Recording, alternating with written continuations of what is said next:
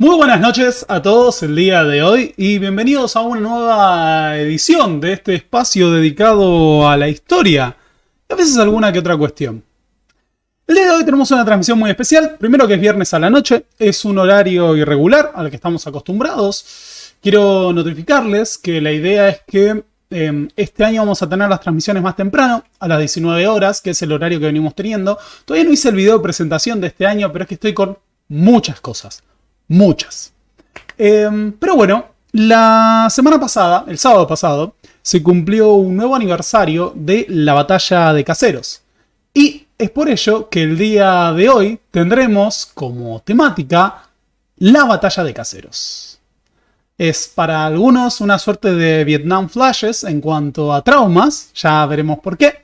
Pero lo cierto es que este va a ser un tema más que interesante. No sé cuánto va a durar este video, hay bastante trabajo al respecto, espero que lo disfruten mucho, no olviden de aportar a este espacio y sin más preámbulos, hablemos un viernes a la noche de Rosas, las batallas de Caseros, entre otras cuestiones. Pero bien, antes, una pequeña introducción. Caseros. Este cuadro que observamos, les quiero decir que está en la municipalidad de Morón, mi tierra natal. Es un cuadro que he tenido la oportunidad de ver, de hecho, en vivo y en directo. Y es un clásico que representa la batalla de Caseros. Nada más y nada menos que la mayor batalla de la historia argentina. Para pensar en la batalla de Caseros es central pensar en la figura de Juan Manuel de Rosas. Juan Manuel de Rosas es definitivamente el hombre más influyente y más importante de la política del Río de la Plata durante la primera mitad del siglo XX. Como tal, el rosismo fue una experiencia muy acabada dentro de lo que fue la conformación de un proyecto federal a escala nacional, con la particularidad de que nunca se sancionó una constitución. A lo largo de las décadas que atraviesan el periodo de 1820 a 1850, el territorio rioplatense estuvo marcado por sangrientas guerras civiles que tuvieron como principales protagonistas a dos grandes bandos, los unitarios y los federales. Esa división entre unitarios y federales para muchos respondía simple y llanamente a dónde debía estar la capital, cómo debía organizarse el país, pero lo cierto es que detrás de esto había profundas diferencias ideológicas e incluso sociales. La fortaleza del rosismo como proyecto federal estuvo anclada no solo en la condición de un estado de excepción bajo guerras permanentes, sino también en el fuerte apoyo plebeyo que logró conjurar el restaurador de las leyes. A tal punto que pese a montones de desafíos, guerras civiles, enfrentamientos con invasiones unitarias, levantamientos de estancieros, rebeliones correntinas e incluso el bloqueo de las dos principales potencias mundiales y la batalla de la Vuelta Obligado, Rosas había logrado perpetuarse en el poder en Buenos Aires y convertirse en el gran gendarme de la Confederación, en el brigadier general de la Confederación Argentina. Sin embargo, a Rosas hacia 1851 le quedaba un único gran obstáculo, que era rendir a las fuerzas del Partido Colorado uruguayo y unitarias que aún resistían en Montevideo. La posibilidad de una gran guerra en la región sudamericana y la avanzada de las fuerzas rosistas sobre Uruguay sería uno de los motivos que dispararían el levantamiento de uno de los que hasta entonces había sido un gran aliado de Juan Manuel de Rosas. Hablamos de Justo José de Urquiza, gobernador de Entre Ríos, un probado comandante militar que decidiría sublevarse contra el restaurador de las leyes y conformar un poderoso ejército. El ejército grande. Y como le dirían los portugueses, el ejército más grande del mundo. Con ese poderoso ejército grande se enfrentaría el 3 de febrero de 1852 en la batalla de Caseros contra el ejército rosista en lo que fue la batalla más grande y más decisiva de la historia argentina. Como veremos, la batalla de Caseros marca un antes y un después, no solo entre la primera y la segunda mitad del siglo XIX, sino en cuanto al proyecto de conformación de un Estado nacional en lo que hoy es la Argentina. Por eso, el día de hoy, veremos cómo la batalla de Caseros, que pone fin a la hegemonía rosista en el Río de la Plata, representó el enfrentamiento definitivo del siglo XIX. Así que, nada, de esto vamos a hablar el día de hoy, y va a ser una charla muy larga. No sé si tanto. Veremos. Le calculo unas 2 horitas más o menos. Pero bueno, es de lo que vamos a hablar el día de hoy. Ahora, Caseros es un enigma para muchos. Porque fue la batalla más grande de la historia argentina y sin embargo es una batalla que ha requerido muy poca atención, que ha tenido muy poca atención en el sentido historiográfico cuando lo comparamos con otros grandes hechos. Podríamos decir que la mayor parte de la población sabe más del combate de San Lorenzo o de la batalla de Chacabuco que la batalla de Caseros. Y sin embargo la batalla de Caseros fue la mayor batalla luchada en territorio argentino. Por las dudas, cuando veamos las cifras de esto van a entender y dimensionar que estamos hablando de un enfrentamiento a una escala descomunal. Pero hay varios problemas que se presentan a la hora de analizar la batalla de Caseros. Uno es que se ha escrito muy poco propiamente sobre la batalla. Lo segundo es que muchas de las producciones historiográficas y de las memorias construidas en torno a Caseros están atravesadas por las divisiones ideológicas y políticas del siglo XIX y del siglo XX. La otra es que cuando uno estudia la historia argentina, por ejemplo, aquellos que han atravesado la carrera de historia, es que en general, dado que se trata de un punto bisagra de la historia, no requiere la atención porque aquellas historias argentinas que cortan en 1852, como no sé, la historia argentina de Ternavasio o las materias de historia argentina, por ejemplo, mi historia argentina 1 en la Universidad de Morón, abarcó hasta 1852, pero Caseros no se vio mucho. Y cuando uno tiene Historia Argentina 2 o tiene otros manuales, como el manual de Hilda Sábato, que arranca en 1852, si no me equivoco, de repente Caseros, que es parte del periodo anterior, no aparece. Por eso es un gran enigma. Sobre todo porque, como veremos, la cantidad de bajas que hubo en Caseros ha sido motivo de debates, porque ha habido muchas declaraciones en torno a las pocas bajas, la facilidad, entre comillas, con las que se desplomaron las fuerzas rosistas. Ahora, uno de los grandes temas que surge con Caseros, y sobre todo con las cuestiones ideológicas que atraviesan la producción historiográfica es, bueno, pero la historia la escriben los que ganan. Esto es una frase que a los historiadores serios nos suele molestar bastante. Porque es una forma a veces de acusar a todo de revisionismo y demás. Y lo cierto es que no necesariamente la historia la escriben los que ganan. De hecho, la historia como tal es el producto de montones de corrientes, de montones de trabajos, de la construcción de la memoria y demás. Pero cuando pensamos en Caseros, la particularidad es que la primera historia, por así decir, de Caseros, efectivamente la escribieron los que ganaron. Lo que ha llevado a que todo relato y construcción posterior esté atravesado justamente por la discusión ideológica y política en torno a la figura de Rosas y por extensión, veremos, casi que en torno a la figura de Perón. Por suerte, les quiero hacer una recomendación y les quiero comentar que la base para llevar adelante este video es el libro La batalla de Caseros, la batalla por la organización nacional. Este es un libro que salió el año pasado a partir de los 170 años de la batalla de Caseros, que se cumplió en 2023, y que fue escrito por Ignacio Zubizarreta, Alejandro Rabinovich. Alejandro Rabinovich tiene un gran libro que un día retomaré, que se llama Los soldados de la revolución, que analiza desde el punto de vista de los soldados cómo fue la revolución de independencia. Leonardo Canciani, otro conocido, María Fernanda Barcos, Gabriel Di Meglio, histórico autor, Vicente Agustín Galimberti y Roberto Schmidt. Este trabajo colaborativo lo que hace es una reconstrucción de lo que es la batalla de Caseros, cronológica, con aportes de diversos historiadores que se proponen reconstruir el trasfondo histórico de Caseros, primero el debate historiográfico en torno a Caseros, el trasfondo histórico, la figura de Rosas, el ascenso de Urquiza, la conformación de estos ejércitos, la batalla propiamente, sus consecuencias inmediatas y sus consecuencias a largo plazo. Lo recomiendo enormemente primero porque retrotrae a montones de aportes que ha hecho el campo historiográfico en los últimos años sobre el rosismo, sobre la historia militar, la historia social de la guerra.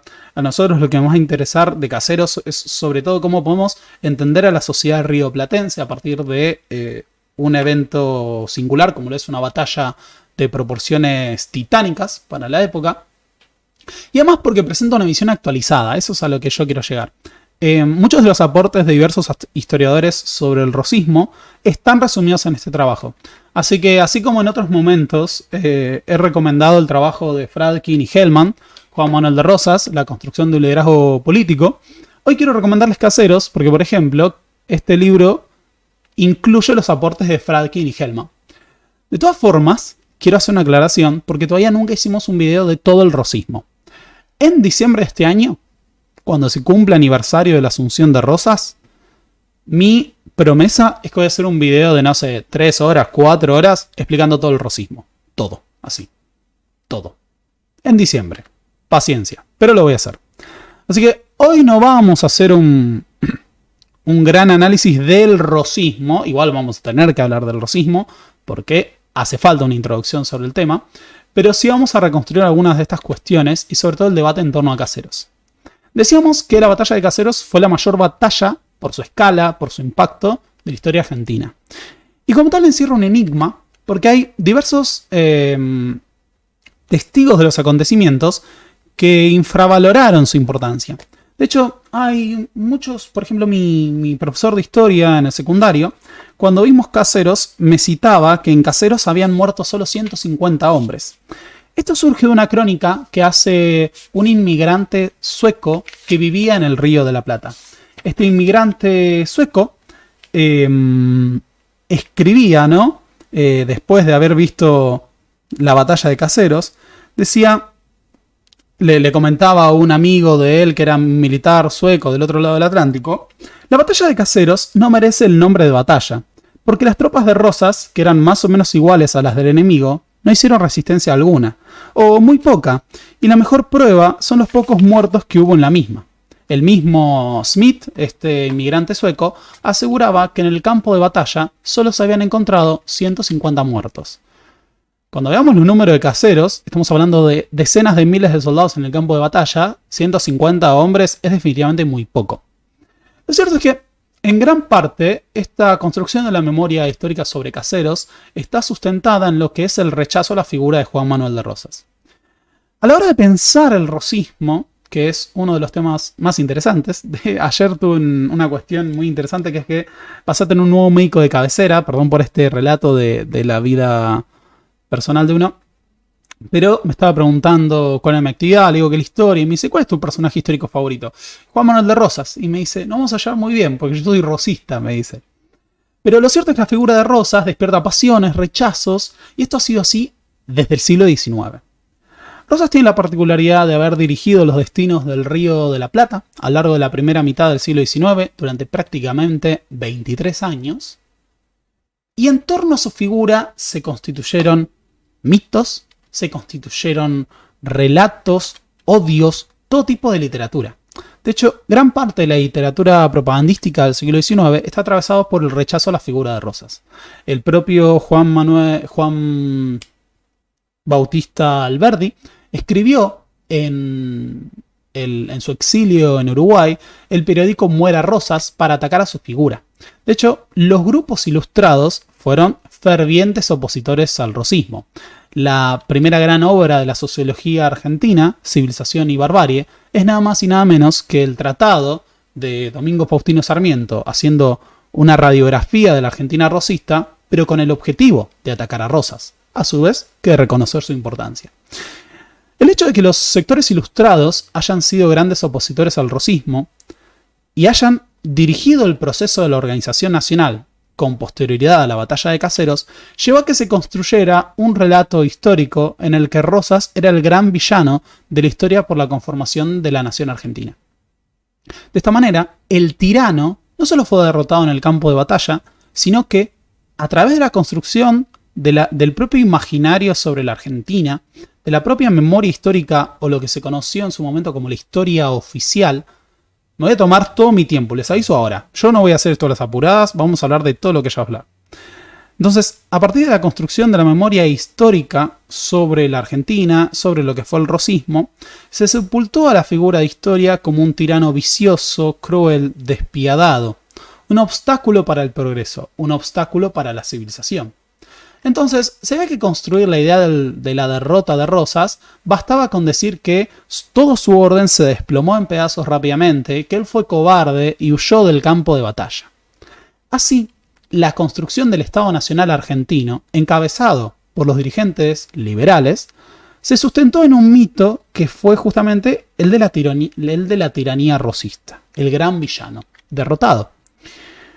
Unas décadas, tan solo 3 décadas prácticamente, desde la derrota de Caseros y la sepultura histórica del rosismo, va a aparecer una figura que es la figura de Adolfo Saldías. Para muchos, uno de los primeros o el primer revisionista histórico. Saldías se propone reinterpretar la batalla de Caseros, reanalizar lo que había ocurrido ahí. Todo esto se da en otro marco que es ya la organización nacional, la conformación de la Argentina moderna, el surgimiento progresivamente de un discurso nacionalista argentino. Saldías tuvo ocasión de debatir con Bartolomé Mitre. Y a la hora de pensar cuál era el resultado de la batalla de Caseros, va a polemizar con este. ¿Qué es lo que planteaba Mitre? Mitre decía que Caseros ya estaba ganada antes de que iniciara el combate. ¿Por qué? Porque era un destino, una necesidad histórica la derrota de Rosas. Rosas era un obstáculo para el progreso. La suerte en Caseros ya estaba echada. Rosas era el pasado, lo nuevo debía imponerse. Por lo tanto, que el ejército de rosistas se haya desmoronado en el campo de batalla era nada más y nada menos que una necesidad histórica, un paso necesario para el desarrollo de la Argentina. Entonces, no existía otro horizonte posible, otro curso, que no sea el de la derrota rosista. Saldías se propone analizar esto y discute una cuestión muy interesante. A ver, si el triunfo de la Argentina fue la derrota de Rosas, ¿no? ¿Por qué había fuerzas extranjeras del otro lado?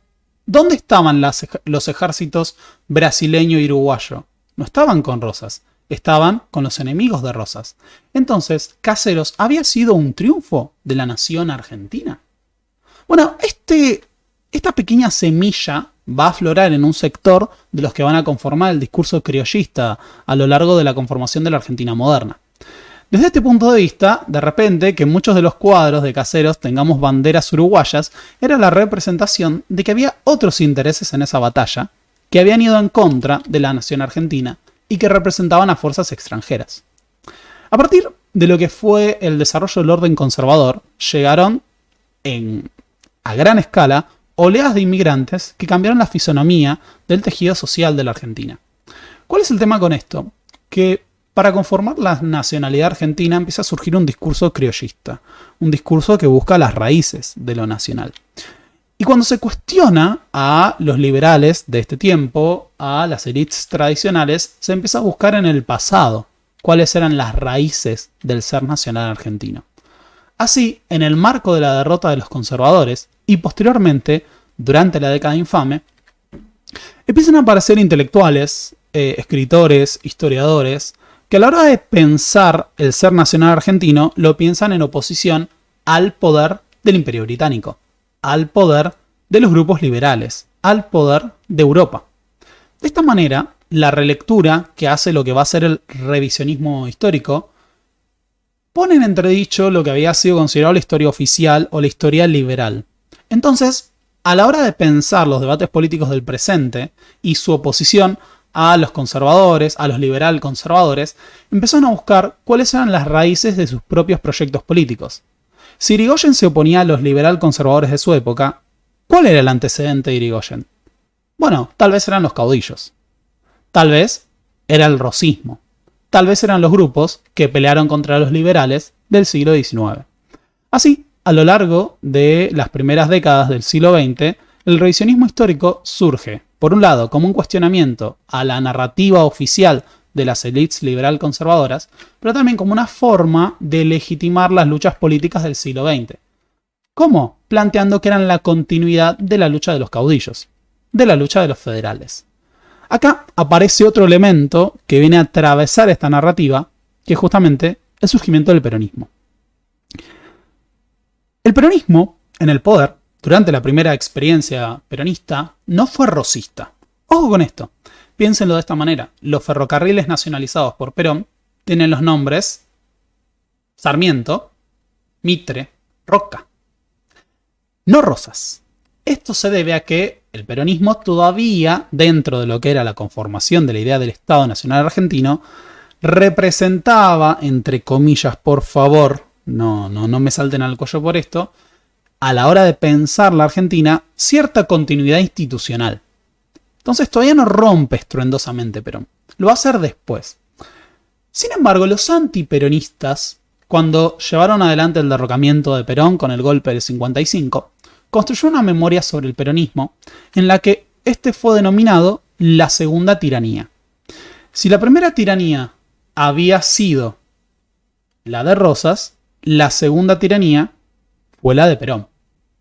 De hecho, el golpe del 55, la llamada Revolución Libertadora, era presentada como una suerte de gran homenaje a Caseros. De la misma forma que los liberales y los federales disidentes de 1853 habían derrocado a Perón para asegurar la organización nacional, a Rosas para asegurar la organización nacional, los liberales, los radicales, los conservadores de 1955 habían derrocado a Perón para instalar la verdadera república. De esta manera, por ejemplo, cuando surge la nueva escuela histórica, una serie de movimientos intelectuales que tratan de escribir una historia profesional de la Argentina, están atravesados por esta oposición peronismo-antiperonismo. Y esa extensión lleva a que en su narrativa, estamos hablando del periodo de la proscripción del peronismo, en esta nueva historia de la Argentina que construyen figuras como Ricardo Levén, Rosas aparece pura y exclusivamente como un tirano, y esa cuestión es indiscutible. Sin embargo, en la proscripción del peronismo, en la persecución del peronismo, aparece un fuerte revisionismo histórico que va a empezar a construir la narrativa que no había surgido durante el gobierno de Perón, pero surge después, que es la de una continuidad histórica. San Martín, Rosas, Perón. 3 militares que lucharon por la independencia nacional. 3 militares que se enfrentaban a potencias extranjeras. Así, el rosismo es reinterpretado a partir del surgimiento del peronismo. Ojo con esto, porque si bien es ideológico y partidario, la realidad es que la historiografía, es decir, lo que escribimos sobre lo que pasó, que siempre debe diferenciarse, porque una cosa es lo que pasó, que nos es totalmente inalcanzable, no, pero es imposible de tocar directamente, sino que vamos investigando, produciendo y demás. Una cosa es lo que pasó y otra cosa es lo que escribimos sobre lo que pasó. Por lo tanto, la historiografía siempre está atravesada por los debates actuales.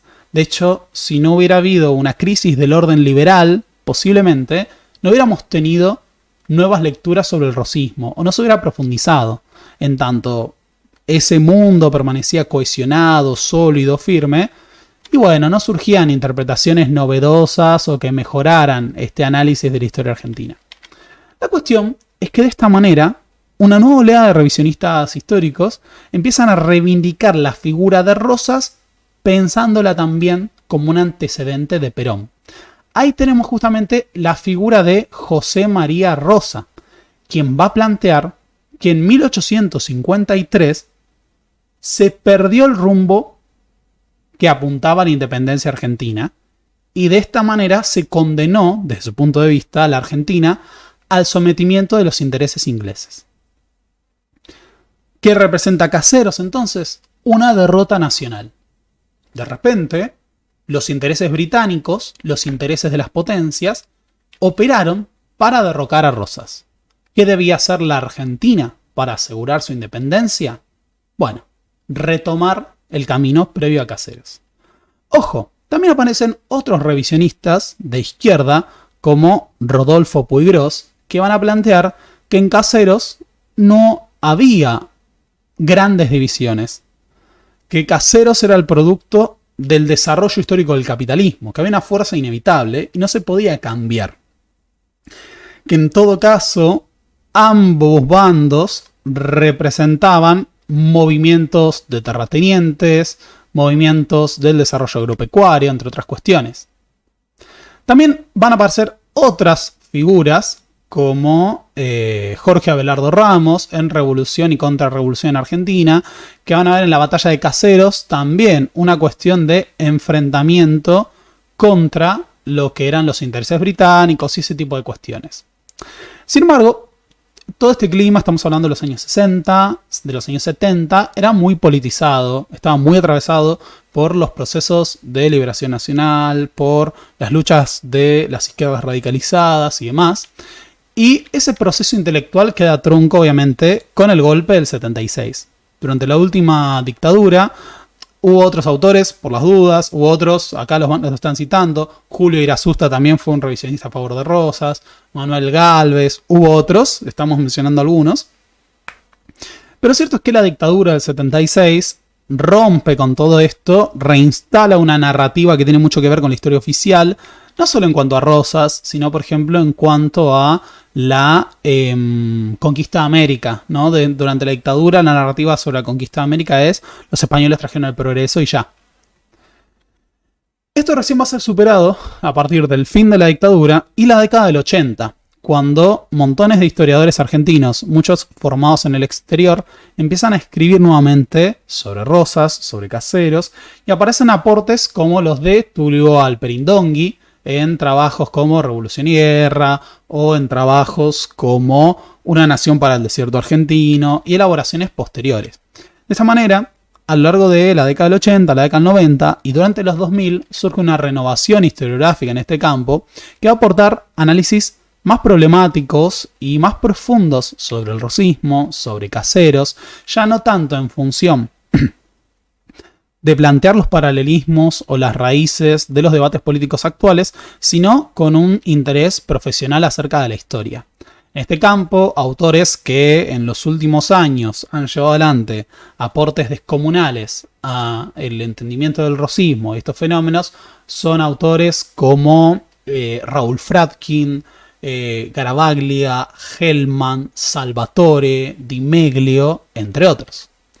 Por eso, lo que nosotros estamos viendo en este marco es una cuestión que es central. Si bien el presente arroja interrogantes y problemas para interpelar el pasado, seguir discutiéndolo, seguir problematizando y analizando, lo cierto es que las narrativas o el trabajo de la historiografía ya no está tan marcado por el enfrentamiento partidario, por esta oposición entre el proyecto nacional y el proyecto antinacional, como en otros tiempos. Los historiadores de hoy son mucho más profesionales en ese sentido, no todos, de lo que eran en el siglo XIX. Recuerdo haber tenido alguna vez un debate con mi señor abuelo sobre el rosismo, y él me decía que había leído a Mitre, y me decía, ¿cómo ustedes pueden saber más sobre esa época que lo que sabía Mitre? Y ahí uno le tenía que explicar, bueno, lo que pasa, abuelo, es que Mitre escribió desde un posicionamiento partidario, tenía menos herramientas, no tenía todas las fuentes que tenemos nosotros hemos podido complementar el trabajo previo con nuevos aportes, de esta manera y así sucesivamente. Con esto lo que quiero presentar es que lo que vamos a ver hoy no es la narrativa de los buenos y los malos, si bien siempre toda narrativa de Caseros está atravesada por esa cuestión ideológica, porque es muy difícil no ver paralelismos con la actualidad, sino que lo que vamos a tratar de ver es el aporte de diversos historiadores a un entendimiento profundo de la sociedad de Caseros y la batalla propiamente. Para esto tenemos que ir obviamente a lo que es el rosismo, porque si Caseros es la batalla central de la historia del siglo XIX, lo es en gran parte porque pone fin a la experiencia más importante de un orden político rioplatense durante la primera mitad del siglo XIX. Por eso no podemos no hablar de la figura de Rosas. Vamos a hacer un raconto lo más rápido posible porque no entendemos Caseros sin Rosas. No hay ninguna explicación de Caseros que se pueda entender si no entendemos el rosismo. Entonces vamos a ir a lo mínimo indispensable.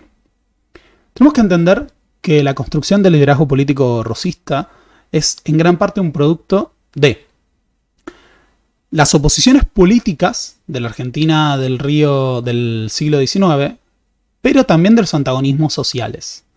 La Argentina postrevolucionaria estaba marcada por el conflicto entre unitarios y federales, dos grandes bandos políticos que representaban también en varias ocasiones intereses de clase.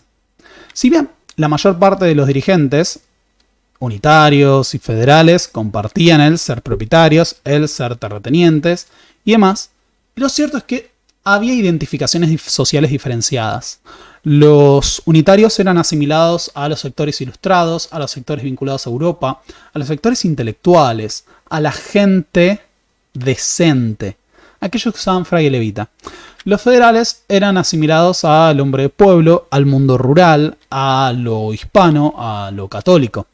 Estos antagonismos, estas identidades y sobre todo estas antinomias se refuerzan durante la era rosista. Rosas exacerbó el discurso faccioso que tiene su principal símbolo en "Viva la Santa Federación, mueran los salvajes unitarios". Ahora, lo que también es cierto es que esos antagonismos sociales son el producto de la ruptura del orden virreinal y del mundo colonial del Río de la Plata. Lo que ha ocurrido con las guerras de independencia es, por un lado, un proceso de movilización política y por el otro, un largo proceso de militarización, que, les tengo una noticia, en cierta manera llega a su punto culmine con Caseros. Ya veremos por qué. Ahora, la ruptura del orden virreinal, marcado por las lógicas del antiguo régimen, había llevado a el avance progresivo de nuevas formas de entender lo político, que tenían que ver con la soberanía popular, la voluntad plebeya, el sufragio, entre otros. Este universo político no surge de la nada, sino que es el producto de una transición larga. Podemos decir que la figura de Juan Manuel de Rosas es parte de esa transición hacia una matriz de orden republicano-democrático. Esto no es solo el único proceso que se da, sino que hay otros que tienen que ver con lo que Tulio Alperindongui llamó la ruralización de las bases del poder. ¿Qué quería decir esto? Bueno, el mundo virreinal estuvo marcado por el poder de la burocracia que gobernaba las ciudades, administraba el funcionariado, controlaba los vínculos con la metrópoli, entre otras cuestiones.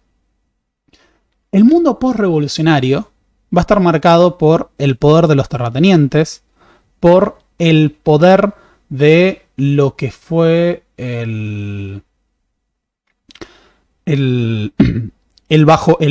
plebe rural, por lo que es esa movilización de las milicias, de los ejércitos de frontera, entre otras cuestiones. Así lo que vamos a ver a lo largo del siglo XIX es el avance de lo que fue la frontera agropecuaria, el avance de lo que son las grandes estancias, pero también del poder de aquellos grupos terratenientes. Ahora, esto se da en un marco de disputas, ya que tras la caída del directorio se había destruido la autoridad central y vamos a tener intentos infructuosos de conformar un orden político a nivel nacional.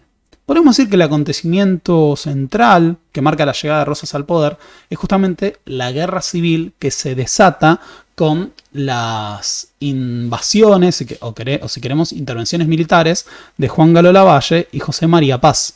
En este contexto, lo que eran las Provincias Unidas del Río de la Plata, lo que en algún momento será organizadamente la República Argentina, estaba dividida justamente por lo que eran las distintas autonomías provinciales. Esas provincias eran gobernadas por caudillos, requerimos un video de caudillos, ya lo vamos a hacer en otro momento. Pero por gobernadores, los caudillos, cuando decimos Quiroga era el gobernador institucionalmente, pero tenía una importancia regional más amplia. Pero dirigentes con fuerte apoyo político, con fuerte apoyo plebeyo, que dirigían ejércitos, que eran dueños de tierras, que daban aportes por ejemplo, de su propia fortuna privada para sostener el erario público, entre otras cuestiones. Estamos hablando, obviamente, de una transición de lo que habíamos dicho, el antiguo régimen, a la institucionalidad republicana. Los líderes unitarios aborrecían a los caudillos, aborrecían a su base de poder y durante la guerra que se desata a finales de 1828 se proponen, por un lado, acabar con la primacía de Facundo Quiroga en el interior y con el gobierno de Manuel Dorrego, uno de los, entre comillas, tribunos de la plebe, en lo que era la provincia de Buenos Aires. Así, Juan Galo Lavalle lleva adelante una intervención militar que va a llevar al derrocamiento de Dorrego y posteriormente a su fusilamiento. Dorrego era un personaje sumamente popular. Y justamente lo que fue la caída de su gobierno y su asesinato provoca un levantamiento plebeyo generalizado en el mundo rural. Ese levantamiento, si bien es independiente y autónomo, va a terminar siendo capitaneado por Juan Manuel de Rosas. Rosas invoca en cierta manera su cercanía a la figura de Dorrego para movilizar a esas masas que se habían sublevado contra el usurpador Lavalle. De esta manera, vamos a tener a milicianos, tropas de indios, plebeyos, bandidos, pícaros, montoneras independientes, pequeños labradores, jornaleros, gauchos, sublevándose contra Lavalle, que ahora van a ser dirigidos por quien era el comandante de milicias, que era Juan Manuel de Rosas, comandante de milicias de campaña. Rosas va a aprovechar ese capital político y esa fuerza militar para derrotar a las fuerzas de Lavalle, aliado a su vez con el gobernador de Santa Fe, el caudillo Estanislao López. De esta manera, Lavalle es derrotado en la batalla de Puente Márquez, lo que en su momento era el partido de Morón, y posteriormente José María Paz sería capturado por una partida de tropas santafesinas. Esto es lo que va a permitir la derrota de lo que fue el bando unitario, la Liga del Interior en este contexto, y la conformación de lo que fue el Pacto Federal. ¿Qué era el Pacto Federal? Bueno, el Pacto Federal era una alianza defensiva y ofensiva entre las provincias que suscribían al federalismo. Originalmente se conformó a partir de los gobiernos de Buenos Aires, Santa Fe, Entre Ríos, posteriormente Corrientes, y a medida que fueron derrotando a lo que fue la Liga del Interior, una organización política unitaria capitaneada por José María Paz, fueron incorporando a todas las provincias de lo que era la Confederación Argentina, o como sería conocida de ahora en adelante. La particularidad del Pacto Federal era que planteaba lo siguiente. Cada provincia sería gobernada a sí mismo, mantendría sus constituciones, ejércitos, sus aduanas, pero delegarían la representación en las relaciones exteriores al gobernador de la provincia de Buenos Aires. Este era un principio que ya aparecía en su momento cuando había que firmar la paz con el Brasil. De esta manera, quien llegó al gobierno de la provincia de Buenos Aires, electo unánimemente por la Sala de Representantes como aquel que había derrotado a Lavalle, aquel que había defendido al Bajo Pueblo, era Rosas. Y Rosas, como gobernador, va a tener la representación de las relaciones exteriores de la Confederación frente a otros. ¿Qué ocurre con esto? Uno de los elementos del Pacto Federal es que se iba a convocar un Congreso Constituyente para organizar la Confederación en base a una Constitución de orden federal. Rosas había asumido, con las facultades extraordinarias, una delegación de poderes que le entrega a la Sala de Representantes por una ley de su primo Anchorena, con el objetivo de asegurar la pacificación del país. El país está atravesado por una guerra civil, fuertes antagonismos sociales, revueltas y demás. Una y otra vez, Rosas va a alegar que no se siente en condiciones de gobernar la Argentina, Furcia, de gobernar la provincia de Buenos Aires sin facultades extraordinarias. Y también lo que va a hacer es postergar indefinidamente la sanción de una constitución. Así, cuando se convocó al Congreso Constituyente en Santa Fe, Juan Manuel de Rosas va a retirar a la delegación bonaerense y va a boicotear esa sanción. De facto, lo que termina ocurriendo es lo siguiente.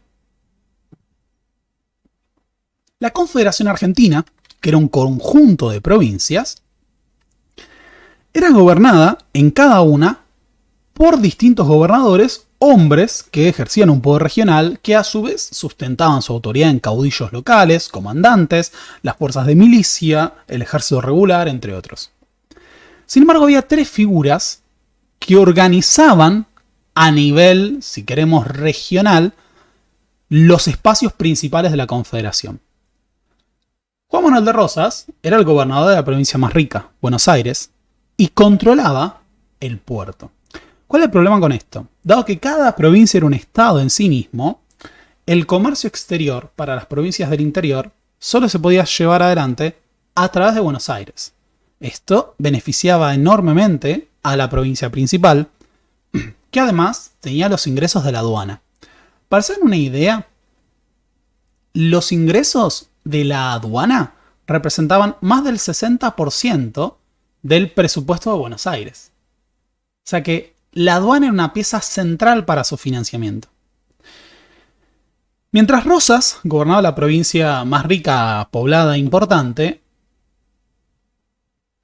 Facundo Quiroga, gobernador de La Rioja, ejercía su influencia sobre el interior, sobre las provincias del noroeste argentino, la región mediterránea.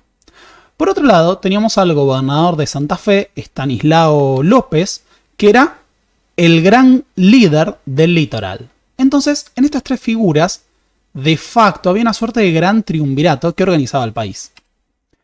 Rosas sanearía las finanzas públicas, reformaría el ejército, aseguraría la paz local, la paz social, pero además viene con un discurso que va a ser de restablecimiento de la ley, restablecimiento del orden.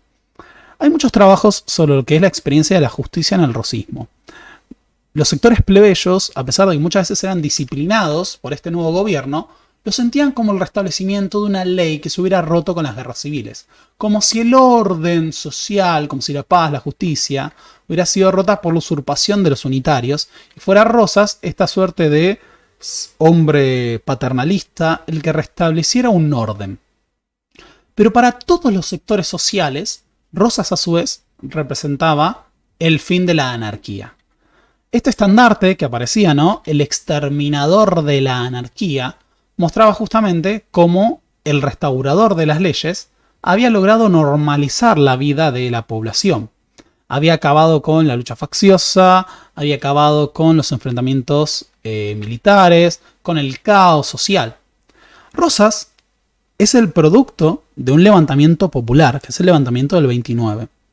Sin embargo, en el poder va a procurar quitar a los sectores plebeyos su propia autonomía para empuñar armas y movilizarse políticamente. Lo que buscaba Rosas era encauzar esa capacidad de movilización, esa violencia, esa fuerza, hacia la lucha política. Entonces, un proceso progresivo que vamos a ver desde 1829 hasta la década del 40 y que es central para lo que viene después, es que Juan Manuel de Rosas le quita progresivamente a los sectores plebeyos su autonomía para encauzarlos detrás de él. Ahora, lo positivo que tenían, en cierta manera, esta alianza estratégica con los sectores plebeyos, era que compartían enemigos, los sectores ilustrados, identificados con los unitarios. Veremos qué pasa después con esto. Ahora, el poder de Rosas se sustentó en la Sala de Representantes. La Sala de Representantes era la institución que se encargaba de legislar, pero también de elegir al gobernador. El sufragio era indirecto. Ahora, los gobernadores gobernaban durante 3 años y después, bueno, el mandato podía renovarse o no. Cuando había que renovar el mandato, la primera vez, durante la primera gobernación de Rosas, que va desde diciembre de 1829 a diciembre de 1832, la Sala de Representantes argumenta que pasada la coyuntura de crisis, restablecido el orden, no hacían falta las facultades extraordinarias. Rosas asegurará que no se siente capacitado para gobernar sin ellas y dejará el gobierno. De esta manera se va a dar una sucesión de gobiernos débiles. Balcarce, Viamonte y Massa. Estos gobiernos débiles que se dan entre el 33 y el 35 y que van a ser boicoteados por la figura de Rosas y sus seguidores, van a ser la demostración de que no había posibilidades de un orden estable en la provincia de Buenos Aires sin el restaurador.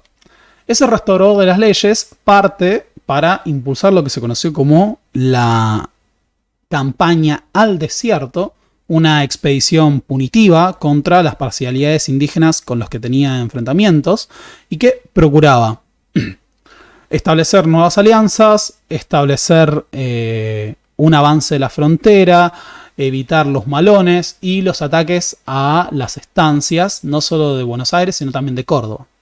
Mientras Rosas no es el gobernador, surge una organización que va a ser la Sociedad Popular Restauradora, un movimiento político de extracción plebeya que va a luchar por el retorno de Rosas al poder. Esta organización era prácticamente dirigida por la esposa de Juan Manuel de Rosas, que era Encarnación Ezcurra. Y va a tener un brazo armado que va a ser conocido como la Mazorca, una fuerza autónoma de la figura de Rosas que ejercía la violencia política mediante ataques, torturas, asesinatos contra los opositores al caudillo. El elemento que detona nuevamente el retorno de Rosas al poder es otro magnicidio. Así como se produjo el magnicidio tan impactante de la figura de Manuel Dorrego, vamos a tener el asesinato de Facundo Quiroga a principios de 1835. Este asesinato lleva a la caída del gobierno de Massa, en su momento, Massa con Z, y a que la Sala de Representantes decida elegir a Juan Manuel de Rosas, gobernador de la provincia de Buenos Aires, esta vez con facultades extraordinarias y la suma del poder público. ¿Qué quiere decir esto? Rosas manejaba el poder ejecutivo, el poder legislativo y el poder judicial. Así va a empezar, si queremos, la etapa clave del rosismo, desde 1835, que va a estar marcada por la reconversión de Rosas en la figura más poderosa, no solo de Buenos Aires, sino de toda la Confederación. Facundo Quiroga había muerto. Estanislao López estaba grande, ya muy enfermo, era un veterano, había luchado en la Guerra de Independencia, iba a quedar en un segundo plano. Lo que pasa a partir de la segunda elección de Rosas como gobernador es que ya no hay otros liderazgos que puedan balancear la preeminencia del caudillo de Buenos Aires. Para colmo, otro liderazgo que había surgido en el norte, que es la figura de Alejandro Heredia, va a morir asesinado en una guerra civil que sigue a lo que fue la guerra contra la Confederación Peruano-Boliviana, lo que provoca que no haya grandes liderazgos locales. Es Rosas, no solo el gobernador de Buenos Aires, sino que ahora una suerte de gran gendarme de la Confederación. Esto se expresa en lo que es el ataque y el asesinato de los hermanos Reina Fe y la prisión de uno de ellos, que eran los sospechosos de haber asesinado a Facundo Quiroga y que dirigían la provincia de Córdoba. Tan pronto como Rosas llega al poder, se propone vengar la muerte de Quiroga ajusticiando a los hermanos Reina Fe.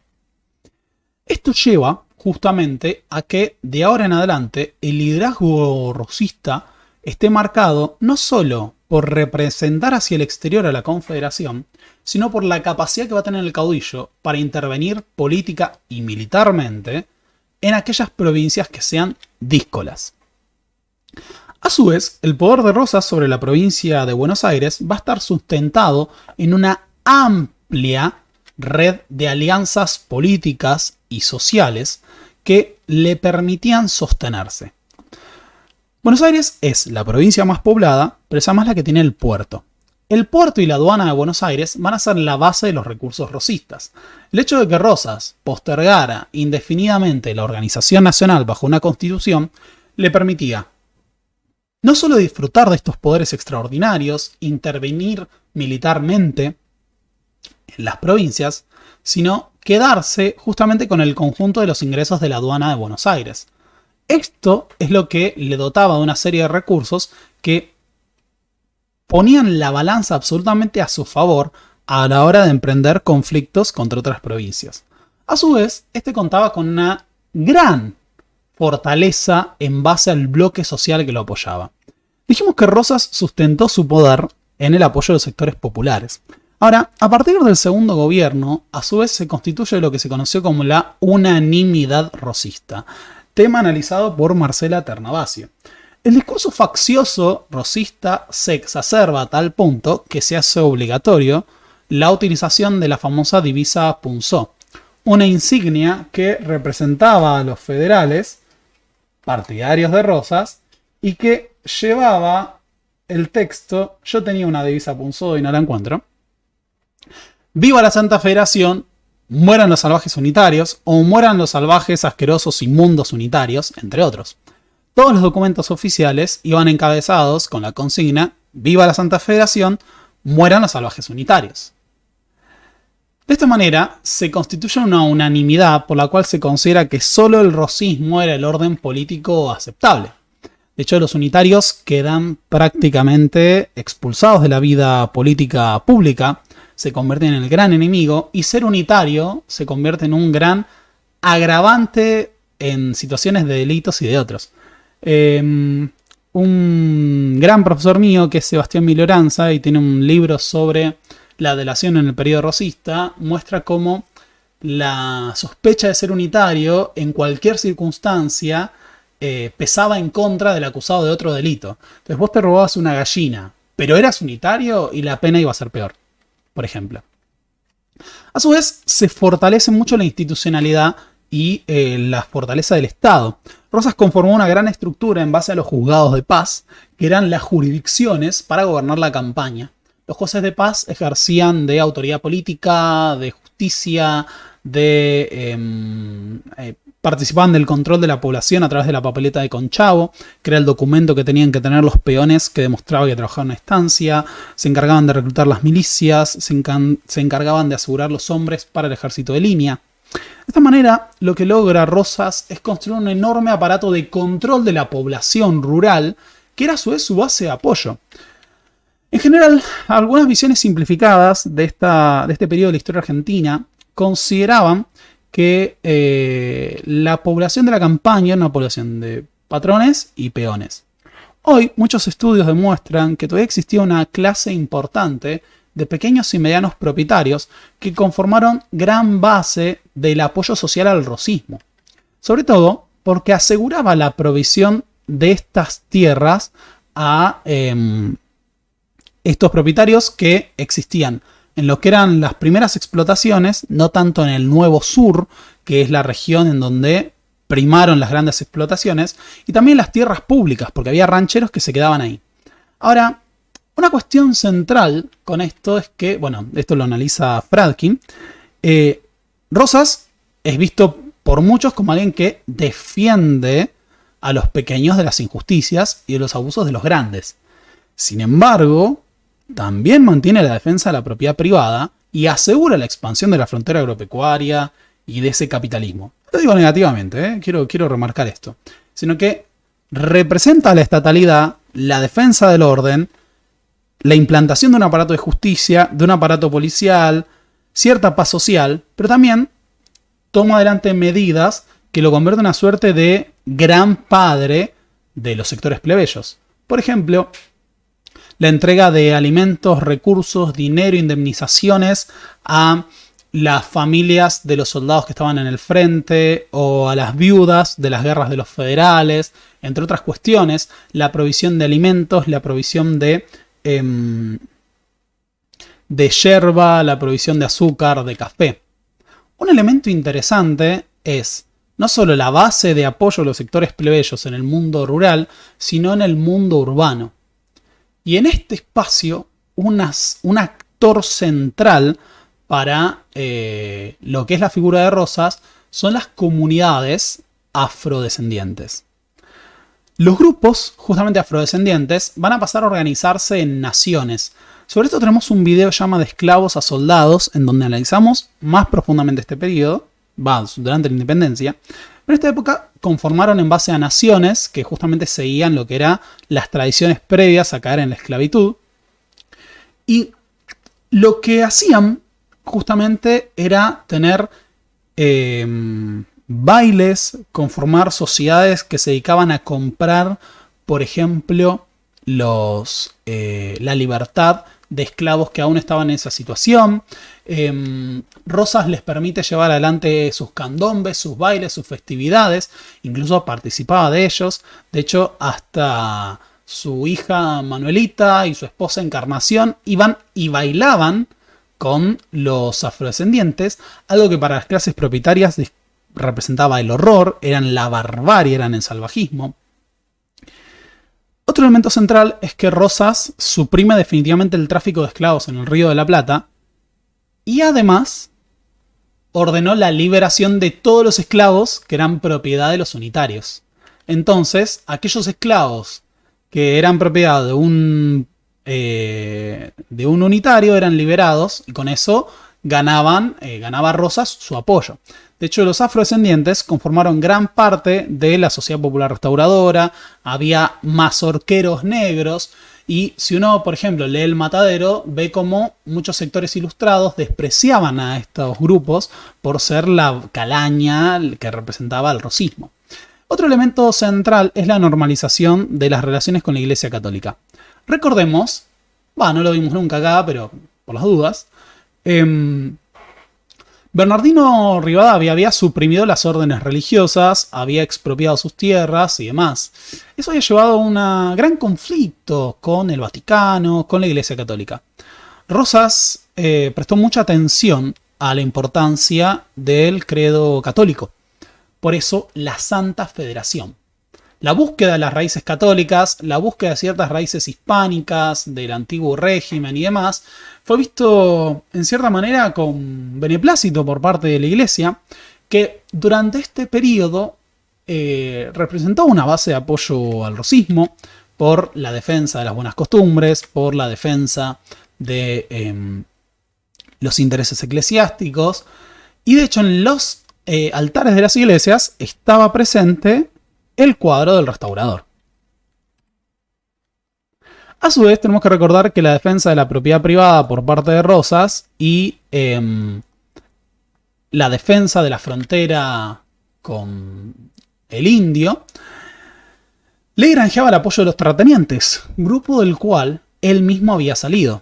Acá hay que recordar que no solo Rosas, a través del disciplinamiento de la población rural, aseguró una mano de obra disciplinada y demás, sino que también estableció pactos con los famosos indios de amigos. Aquí hay un punto muy importante. En general, había lecturas de la frontera como una tierra de nadie, ¿no? Si nosotros nos guiamos por el Martín Fierro, construido en otro, escrito en otro periodo, es como del otro lado de la frontera es la muerte, la barbarie, no hay nada. Y es como, bueno, de allá me matan, de acá estoy bien. Lo cierto es que la frontera era también un espacio de intercambio, pero también dependía mucho de cuál fuera la política de los gobiernos. Durante este periodo se conformó una serie de alianzas con las parcialidades indígenas consideradas positivas o dialoguistas. De esta manera, la frontera era custodiada también por los indios amigos, las tropas de indios amigos. Grupos que recibían ganado, cueros, armas, recursos e incluso pagos por parte de del gobierno de Rosas a cambio de pacificar la frontera, hacer de unidades esas guarniciones, incluso participar en las guerras civiles. De esta manera, los indios amigos componían más del 60% de la tropa de Rosas en la frontera. Mientras esto ocurría, recordemos que la provincia de Buenos Aires gozaba de los ingresos de la aduana, lo que le permitía costear este aparato militar, costear el aparato de justicia, los sueldos de los funcionarios. De esta manera fue creciendo un estado provincial mucho más sólido, mucho más fuerte que otros. Otro elemento interesante que ha aportado la historiografía en los últimos años es plantear la continuidad con la expansión agropecuaria, comercial del periodo posterior y el crecimiento económico. Durante estos años, la economía bonaerense creció a una escala descomunal que se expresa en cuestiones como lo siguiente. Hacia 1810, la población de Buenos Aires era de unos 60.000 habitantes. En la década del 30, con guerras civiles en el medio, la población había llegado a más de 160.000 habitantes. Esto solo era posible porque, por mejoras en las condiciones de vida, por mejoras en la alimentación y demás.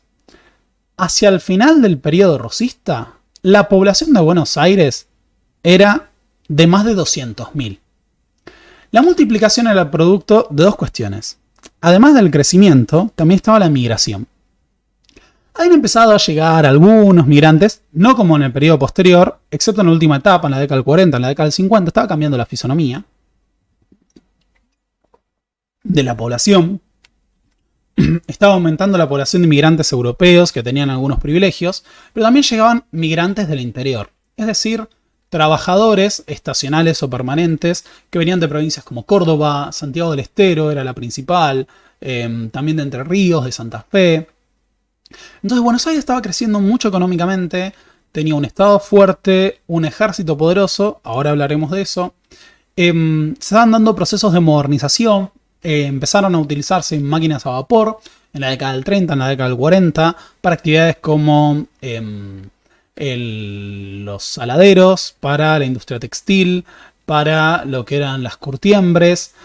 Pero no tenemos que pensar en la Argentina del granero del mundo. Las principales exportaciones todavía eran el cuero y la carne seca. No existían las heladeras, no se podía vender la carne como hoy se venden las medias reses y demás. Habían mejoras en la agricultura. Sí, hubo un gran crecimiento del simiente, de aumento de lo que era el rendimiento del simiente, pero todavía no era la producción de granos la principal tarea. Pero había una diversificación, desarrollo de industrias, estaba surgiendo un gran artesanado bonaerense, había cada vez más inversiones. Los extranjeros también representaban sectores como los profesionales, sectores como los inversores, los banqueros. Ahora, como dijimos antes, la base de la conformación del orden rosista se basó en la pacificación. Esto tenía que ver con dos cuestiones que eran disciplinar a los sectores subalternos de la campaña bonaerense e imponer la fuerza del derecho a la propiedad. Ahora, así como Rosas desmovilizó a esa fuerza armada, politizada de base plebeya, también procuró otra cuestión. Durante mucho tiempo se tuvo la imagen de que los ejércitos rosistas eran ejércitos de milicianos. Esto es un franco error. Hay un trabajo que se hizo para el Bicentenario sobre el ejército de la Confederación Rosista, que lo hace Fradkin. Esto está compilado en un libro que publica el Ministerio de Defensa hacia 2010. Yo lo usé en su momento por un trabajo, donde se muestra la conformación del ejército de línea rosista. Durante este periodo, el Estado de Buenos Aires lo que hizo fue reducir la importancia de las milicias en comparación a la importancia del ejército de línea. Acá hay dos grandes elementos. La milicia era una institución a la que pertenecían todos los hombres nacidos en Buenos Aires que llevaban adelante ejercicios el primer domingo de cada mes y podían ser convocados para la defensa del territorio, reforzar la frontera y demás. No eran soldados a tiempo completo. La mayor parte de los milicianos eran propietarios, tenían que llevar su propio equipo, su propio caballo, sus armas cuando podían. Después estaba el ejército de línea. ¿Cuál es la diferencia con el ejército de línea? El ejército de línea es el ejército profesional que está conformado por los soldados enganchados o voluntarios y los soldados conscriptos. Lo que ocurría era lo siguiente. Para la guerra permanente, para las campañas militares prolongadas, necesitaba soldados que ejercieran por tiempos largos. Los años de servicio eran 2 o 4, en general, y después podía renovarse o no. Estos soldados, que eran la base de los ejércitos profesionales, están conformados en gran parte por miembros de sectores plebeyos que eran compulsivamente reclutados para el ejército. ¿Por qué ocurría esto? Bueno, porque muchas veces no alcanzaba con los voluntarios. La vida era muy difícil, los sueldos no eran altos, podías morir, y a veces la paga no llegaba, se podía llegar a pasar hambre y demás. Salvatore y Garavaglia tienen trabajo. ¿Cuál es el de la proletarización? Si no me equivoco es Salvatore. No me quiero equivocar. Voy a apostar a que es Ricardo Salvatore. Ricardo Salvatore tiene un trabajo que es sobre la proletarización y el servicio militar durante el rosismo. que muestra cómo el servicio militar no lograba crear buenos hábitos porque aprendían a matar, aprendían a robar, a saquear para sobrevivir, pero sí permitía internalizar identidades. Yo soy federal, yo soy del pueblo, frente a otros que eran los unitarios, que eran los miembros de los sectores propietarios, de la gente decente. ¿Por qué se daba esto? Bueno, uno era convocado por el juez de paz para el servicio militar obligatorio cuando no podía mostrar que tenía un trabajo fijo. Entonces, quedaba bajo la categoría de lo que llamaban vagos y mal entretenidos. Los vagos y mal entretenidos eran aquellos acusados de vagar, de no tener trabajo, de estar alcoholizándose, de practicar el robo y demás. ¿Cómo evitabas esto? Con la papeleta de conchavo que te la daba el terrateniente que te contrataba fijo en una estancia. O si eras propietario. ¿Qué pasaba con mucha gente? Bueno, muchos migrantes que venían del interior venían a buscar trabajo y sabían que si no conseguían trabajo rápido, te ibas al ejército. Igual, también llegaban voluntarios. Llegaban muchos voluntarios porque era la gente que no tenía trabajo fijo, prefería tener armas a no tenerlas, entre otras cuestiones. Lo que es cierto es que a lo largo de todo este periodo, por la demanda de la guerra permanente y la necesidad disciplinaria y el fortalecimiento del Estado, se dio un incremento progresivo de los hombres que eran incorporados al ejército de línea de manera compulsiva y al mismo tiempo se redujo la importancia de las milicias. Progresivamente, el piso social al que había que pertenecer para ser parte de las milicias fue cada vez más alto y la mayoría de los que no eran propietarios engrosaban las líneas del ejército de línea.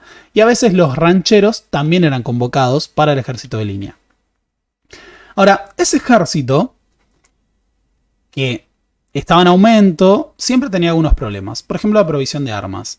Todos los datos de la época dan cuenta de que no se tenían suficientes armas para todos los soldados. Sin embargo, hay que aclarar que hubo mejoras durante este periodo. Por ejemplo, hay algunos documentos en donde vos ves que llegaban a hacer el servicio militar en la frontera y tenían en la década del 30 un arma de fuego cada 10 soldados. Y que de repente la misma guarnición en la década del 40 tenía un arma de fuego cada 3. Bueno, se mejoró en la provisión de armas, en la provisión de recursos, yerro mate, carne y demás para combatir, pero siempre había insuficiencias. En general, las armas eran las carabinas o tercerolas, pistolas, fusiles, como los del principio del siglo XIX, lanzas, sables y demás. Ahora, ese ejército rosista de línea en expansión fue una base central para ejercer la guerra en otros teatros como eran las provincias del interior, las provincias del norte, y permitió internalizar estas lealtades hacia la provincia de Buenos Aires, hacia el federalismo, hacia la figura de Rosas. Sin embargo, no había algunos servicios modernos. Por ejemplo, no estaban bien provistos de servicios sanitarios de campaña, como hospitales de campaña. No había grandes escuelas, no había formación de oficiales.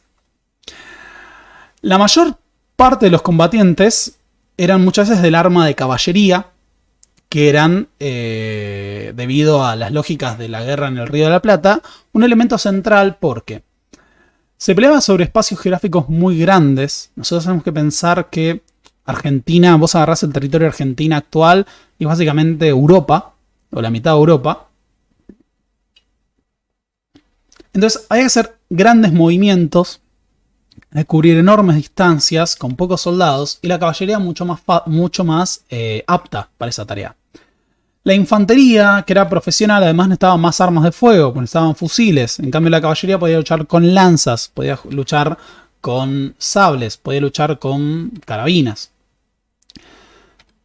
El otro tema central es que no existía una escuela o un colegio militar para formar a generales de rango. Entonces, la oficialidad estaba conformada por hombres de confianza o por veteranos.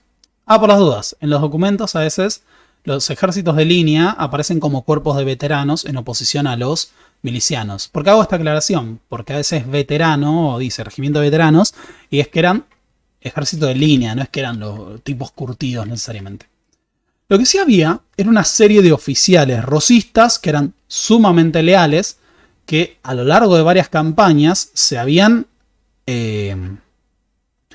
digamos, aliado, ¿no? Se habían identificado con el orden rosista y que en base a esa lealtad eran los que dirigían a los ejércitos en el campo de batalla. Entre los más resonantes, por ejemplo acá, de izquierda a derecha tenemos a Manuel Oribe, uruguayo, ya llegaremos a eso, Lucio Mansilla y Ángel Pacheco. Pero también podríamos mencionar a figuras como Hilario Lagos, por dar un ejemplo. Ahora, ese orden rosista, basado en gran parte en el apoyo de los sectores populares, siempre tuvo un gran opositor, que eran los sectores ilustrados.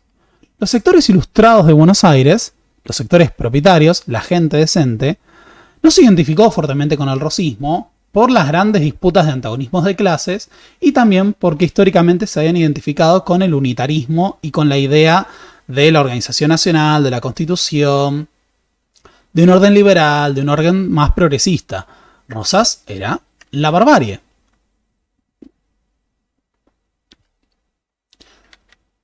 Gabriel Di Meglio, en Mueran los salvajes unitarios, la política y la mazorca en tiempos de Rosas, muestra cómo detrás también de la mazorca, de la sociedad popular restauradora, había una cuestión de revancha de clase muchas veces. Muchos mazorqueros eran de extracción plebeya y muchas de las víctimas de la mazorca eran de los sectores propietarios. Ahora, la mazorca no era una cosa ahí desatada que andaba matando a todos, ni mucho menos era mandada por Rosas. Ojo con eso. De hecho, la policía y lo que es la... No, la policía, el poder de la policía propiamente institucional, tenía conflictos con la mazorca porque lo que se trataba era mantener la represión en el marco de la ley. De hecho, en la década del 40, si no me equivoco, en el 46 o el 48, Rosas termina por disolver la sociedad popular restauradora por considerarla una fuerza que impedía el orden. Ahora, a lo largo de todo este periodo tenemos que pensar que los conflictos militares no solo se inscriben en el marco de lo que es el espacio de las Provincias Unidas, sino que la disolución del orden virreinal y la emergencia de nuevos estados nacionales, de nuevos proyectos de estados independientes, se hicieron justamente sobre fronteras que no estaban del todo definidas. Eso llevaba a que, por ejemplo, los conflictos internos de los países vecinos fueran parte de los problemas políticos regionales. Esto tiene que ver con otras cuestiones, ¿eh? Por ejemplo, el ascenso del Mariscal Santa Cruz, que fue el líder de la Confederación Peruano-Boliviana, fue considerado una amenaza para Chile y para la Confederación Argentina. Por eso estuvo la guerra contra la Confederación Peruano-Boliviana apenas empezó el segundo gobierno de Rosas. El otro tema es que, por ejemplo, los gobernadores de Buenos Aires, las autoridades rioplatenses, todavía consideraban que Paraguay era un territorio legítimo de la Argentina. ¿Y qué pasa con esto? Que Paraguay ya era un estado independiente prácticamente desde 1811 y Rosas todavía reclamaba esa reincorporación y nosotros tenemos una declaración de independencia en la década del 30 de Paraguay diciendo somos un estado independiente de la Argentina. Por eso miren este mapa y van a notar algo. No existe Paraguay.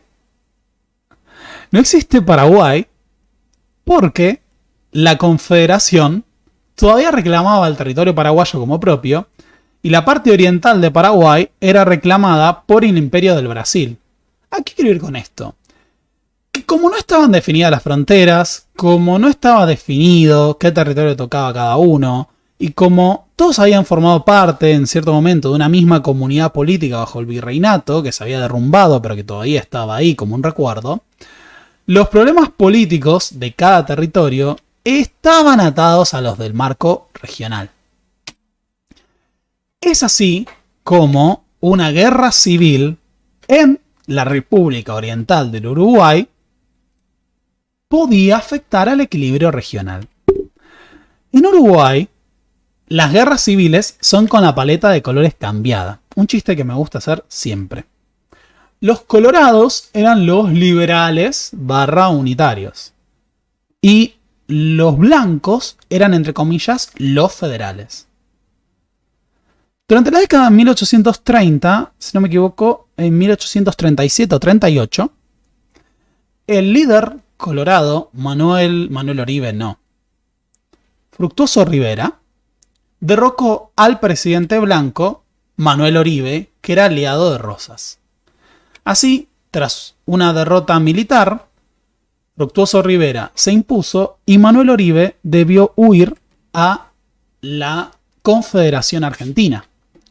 Así, los colorados se hacían con el poder en Uruguay y desde ese espacio empezaron a recibir a los opositores a Rosas y a defender la causa unitaria. Es decir, teníamos a un gobernador. Ahí alguien dijo provincia rebelde y me hicieron caer con ese furcio. Así teníamos a un presidente uruguayo. Dios, no, por favor no se enojen, no fue a propósito. Ya sé que es un chiste. Así teníamos a un presidente uruguayo que estaba apadrinando a los unitarios y enfrentándose a Rosas. ¿Qué ocurre con esto? Que mientras Manuel Oribe se alía con Rosas, tenemos a Fructuoso Rivera aliándose con los unitarios en el exilio.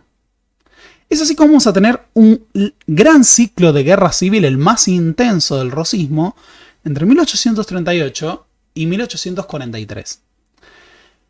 Los unitarios seguían abogando por derrocar a Rosas y reimponer el unitarismo en la región.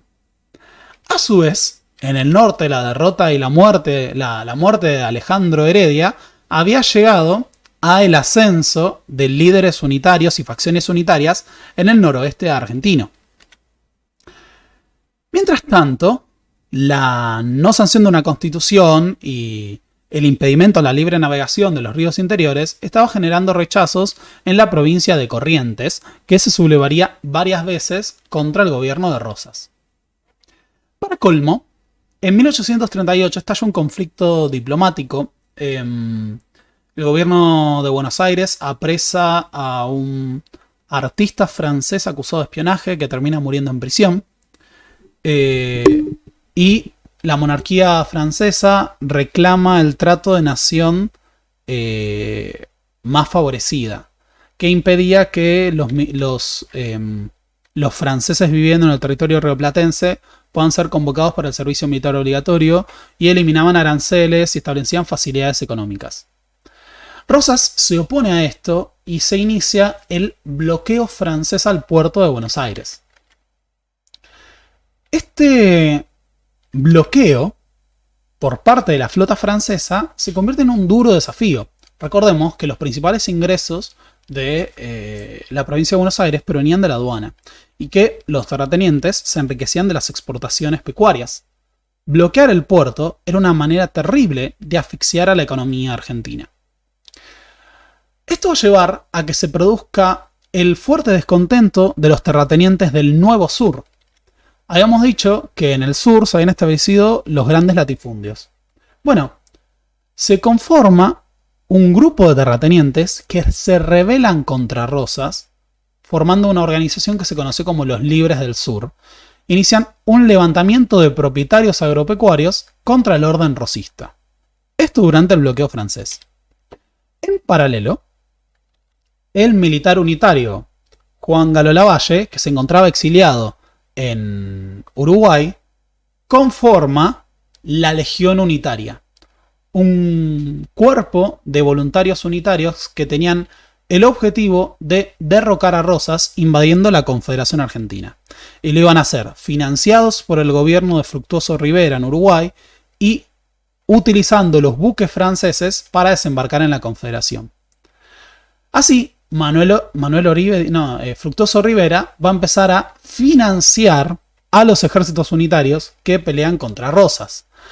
Al mismo tiempo, Marco Avellaneda, junto a otros líderes del norte argentino, van a formar la Coalición del Norte, una alianza política que tenía el objetivo de revivir lo que había sido la Liga del Interior en cierta forma y luchar contra Rosas para derrocar a el orden rosista. Así vamos a tener ejércitos unitarios y federales disidentes en el norte argentino, en el litoral con el desembarco de Lavalle, que esperaba ser recibido como un libertador y no lo fue, una sublevación de terratenientes y también una rebelión correntina. El gobernador de Corrientes se subleva contra Rosas en paralelo, y a su vez también se produce una conspiración en el interior de Buenos Aires para asesinarlo. Esta conspiración en parte estaba alimentada por el rechazo de los sectores ilustrados al gobierno de Rosas. En 1837 se conforma, ¿no?, lo que era la conocida como Generación del 37, o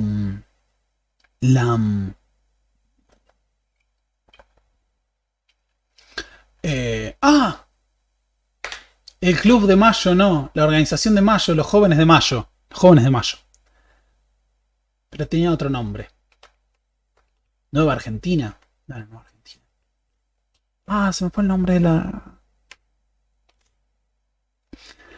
Bueno, jóvenes románticos que leían literatura francesa, autores del romanticismo, como Juan Bautista Alberdi, en su momento Sarmiento, aunque era sanjuanino, Mitre, Echeverría, entre otros, que se van a dedicar a criticar desde el plano intelectual a Rosas y a proponer la superación del antagonismo entre unitarios y federales con un nuevo proyecto de organización nacional, inspirado en las ideas europeas, inspirado en las ideas de progreso y demás. Esa conspiración para asesinar a Rosas, de la que participó el hijo de Massa, va a ser descubierta, va a ser asesinado Massa hijo, que es fusilado, y por la mazorca Massa padre. Mientras tanto, la mazorca desata el terror contra los opositores de Rosas, asesinando a decenas de ellos en las calles de Buenos Aires durante los años del 42, y los ejércitos rosistas, comandados por Manuel Oribe, entre otros oficiales, combaten a lo largo y ancho de toda la Confederación Argentina. Esto es importante porque las milicias no podrían haber llevado esta tarea. Las milicias, por ejemplo, participan de la derrota de los estancieros de los Libres del Sur. Ahí no hizo falta el ejército profesional. Estos estancieros pensaban ganarse al pueblo, pero las tropas de milicias y los acaban de una manera terrible. De hecho, Rosas expropia tierras a los grandes terratenientes y se las reparte a sus seguidores fieles, incluidos pequeños propietarios. Mientras tanto, el ejército de línea de Buenos Aires combate en el litoral, combate en el norte argentino, combate contra los uruguayos. Esto solo era posible con un aparato que podía proveer de recursos, armas, dinero, financiamiento, logística a una fuerza militar permanente. Así se va a derrotar a las fuerzas de Lavalle, que es perseguido hasta el norte, se derrota a la fuerza de la coalición del norte. Marco Avellaneda, el padre de Nicolás Avellaneda, fue muerto, degollado y su cabeza expuesta públicamente como escarmiento. Los correntinos son derrotados violentamente y en la represión a los correntinos durante la década del 40 va a participar un oficial santafesino, históricamente me había olvidado este nombre antes, que es Pascual Echagüe, que participó también de la batalla de Vuelta Obligado, y un militar, un muy hábil militar entrerriano, que se llamaba Justo José de Urquiza. Ya volveremos a él. Lo cierto es que la alianza entre Manuel Oribe y la figura de Rosas va a llevar a que Rosas preste apoyo militar y parte de su ejército, del ejército de línea de la provincia de Buenos Aires, para enfrentar a los unitarios y a los colorados que gobiernan Uruguay. Así, los seguidores de Oribe y el ejército de línea de Rosas emprenden la campaña contra Montevideo a partir de 1843. De esta manera, progresivamente, con el apoyo de los sectores rurales fieles a Manuel Oribe, las fuerzas rosistas y blancas van tomando el control de Uruguay, derrotando progresivamente a unitarios y colorados, hasta poner sitio a las dos grandes ciudades fortificadas de Uruguay: Montevideo y Colonia del Sacramento. Estos dos bastiones estaban amurallados, tenían cañones, tenían un puerto desde el que podían proveerse. Así que durante años las fuerzas rosistas y las fuerzas oribistas combaten contra Fructuoso Rivera y los unitarios. Piensen esto. La provincia de Buenos Aires tenía la capacidad de mantener un ejército de 7.000 hombres combatiendo en Uruguay y al mismo tiempo controlar la frontera y al mismo tiempo enfrentar rebeliones. Eso era solo posible con un gran aparato militar. El sitio de Montevideo va a llamar la atención de dos grandes potencias: el Reino Unido y la monarquía francesa. De esta manera, en 1845, el ataque de la Confederación Argentina por parte de Rosas contra Uruguay va a llevar a que se emprenda un segundo bloqueo, esta vez protagonizado por la flota francesa y la flota británica. ¿Cuál es el problema acá? Que el bloqueo y ataque a Colonia del Sacramento y a Montevideo, mientras que Rosas controlaba los ríos interiores, impedía que el comercio pudiera ingresar por el Río de la Plata a cualquiera de estos puertos. O sea, se estaban cerrando las posibilidades de negocios, pero además existía la idea de remontar el río Paraná para ingresar en el comercio con Paraguay, que estaba aislada del resto del mundo. Así, en 1845 se va a producir el bloqueo, pero también la batalla de vuelta de obligado, cuando la flota anglo-francesa, con apoyo de fuerzas correntinas y uruguayas, intenta remontar el río Paraná. Esa batalla, en lo que es la historiografía uruguaya, es considerada parte de lo que se conoce como la Guerra Grande, que incluye también el sitio largo de Montevideo, entre otros conflictos. Si bien la batalla de vuelta obligado fue una derrota militar, fue tan costosa en términos militares y políticos para la flota anglo-francesa que terminaron por reconocer la soberanía de la Confederación Argentina sobre los ríos interiores. Durante el bloqueo hubo penurias económicas, pero a su vez, hay ciertas cuestiones de las que se beneficiaba el bajo pueblo. ¿Cuál es el tema con que no puede haber exportaciones? Bueno, que el mercado interno estaba muy alimentado de carne y de productos, lo cual los hacía baratos. Rosas recurrió más de una vez a la inflación como medida de ajuste, entre otras cuestiones. Pero lo cierto es que la apertura irrestricta al comercio exterior llevaba al encarecimiento de la carne y de los productos que se hacían acá. Hay una constante a veces que afecta en el rosismo, sobre todo en la década del 40, que va a ser el empobrecimiento relativo, por momentos, de los sectores de la plebe urbana. No así de la plebe rural, que tenía un acceso más fácil a la carne y ese tipo de cuestiones. Esto llevaba a algunos ciclos de descontento. Sin embargo, todavía se mantenía un fuerte apoyo. Ahora, hacia la década del 40, lo que hemos observado es un tema que habíamos mencionado antes. Rosas desarmó a la plebe y en cierta manera le quitó contenido político. A finales de la década del 40 es disuelta la Sociedad Popular Restauradora. En esta idea de orden había llevado a la institucionalidad. Las milicias perdieron peso frente al ejército de línea. La Sociedad Popular Restauradora perdió peso frente a la policía. Cada vez había un orden más institucional en el cual los sectores plebeyos no tenían autonomía para ir y actuar. A su vez, la pacificación de la segunda mitad de la década del 40 llevó a que ya no haya una situación de conflicto militar permanente. Hubo prosperidad, hubo crecimiento económico, hubo más inversiones, hubo una apertura al comercio exterior, se emprendieron grandes negocios, estaba aumentando la población, se inicia el boom de la lana, o sea, una modernización de los hábitos de consumo. Esto se puede ver, por ejemplo, en la aparición de alimentos importados, en el consumo de especias, en el consumo de bebidas alcohólicas más variadas, en el acceso a la carne. También hay un elemento que da cuenta de las mejoras en el nivel de vida, que es, por ejemplo, lo que fue el aumento en el tamaño de las personas. A lo largo de las décadas del 20, del 30, del 40, vemos que los registros óseos demuestran un crecimiento de la altura promedio que era producto de la buena alimentación.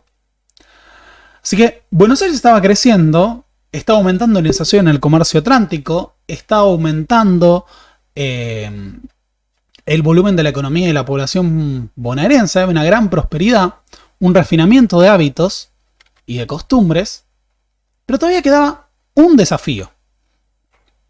O sea, en el medio de esa pax rosista, después del 48, queda un desafío abierto, que era el sitio de Montevideo. Todavía estaba resistiendo el gobierno de Fructuoso Rivera en lo que era la ciudad de Montevideo. ¿Cuál es el punto acá?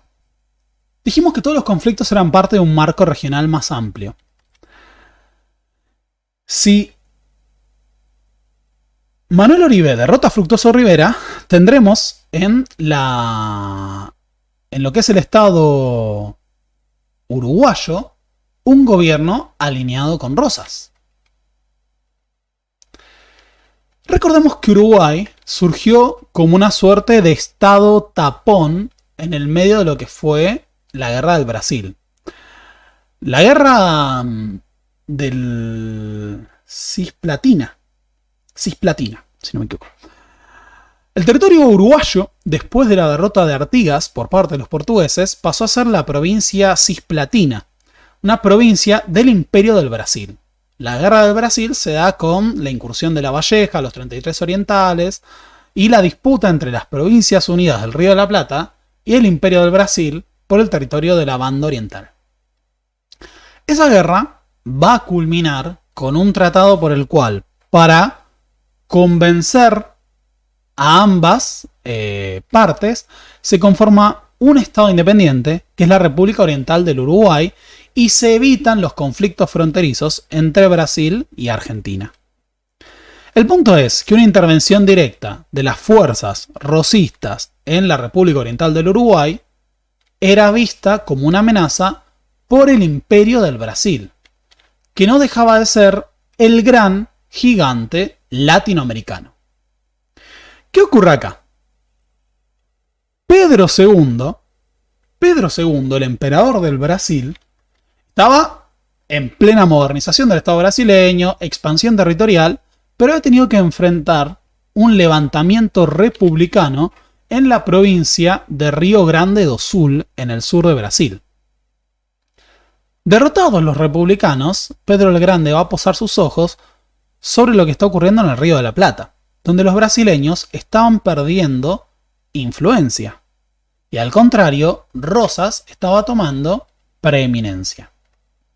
La idea de un Rosas avanzando sobre la República Oriental del Uruguay era para los brasileños una amenaza de un futuro casus belli, una guerra entre la Confederación Argentina y el Imperio del Brasil. Ya había ocurrido en el pasado, podía volver a ocurrir. Además, se suponía que ambos estados debían ser garantes de la independencia de Uruguay. Es así que la amenaza de una posible guerra con Brasil va a terminar llevando al levantamiento de Justo José Urquiza. ¿Quién es Justo José Urquiza? Bueno, Justo José Urquiza es una figura que a lo largo de los 10 años previos a Caseros ha tenido un protagonismo central en las guerras del litoral. Ha participado de las guerras contra los correntinos, ha participado del ejército rosista, ha enviado fuerzas y participado de la campaña en la Banda Oriental. Ahora, como tal, Urquiza, gobernador de Entre Ríos, es un hombre que se ve perjudicado por el sistema establecido por Rosas. ¿Por qué? Bueno, ocurre lo siguiente. Si nosotros observamos el mapa, vamos a ver que el comercio con el exterior tenía que hacerse a través de Buenos Aires. El bloqueo del puerto de Buenos Aires por parte de las fuerzas anglo-francesas había llevado a que, de repente, a Entre Ríos llegaran flujos comerciales a través de las vías fluviales que les permitían comerciar con el exterior. Esto favorece el crecimiento económico de Entre Ríos. De hecho, durante todo ese periodo, un proceso de aumento de la producción agropecuaria en Entre Ríos, crecimiento demográfico, diversificación comercial. Entre Ríos tenía una posición preeminente, solo que no tenía una salida al mar directa, como sí tenía Buenos Aires. Sin embargo, cuando el puerto de Buenos Aires no monopolizaba ese comercio exterior, se podía beneficiar. El bloqueo le había permitido observar a Justo José Urquiza las ventajas que podían derivarse del libre comercio. A su vez, Urquiza había demostrado señales de autonomía.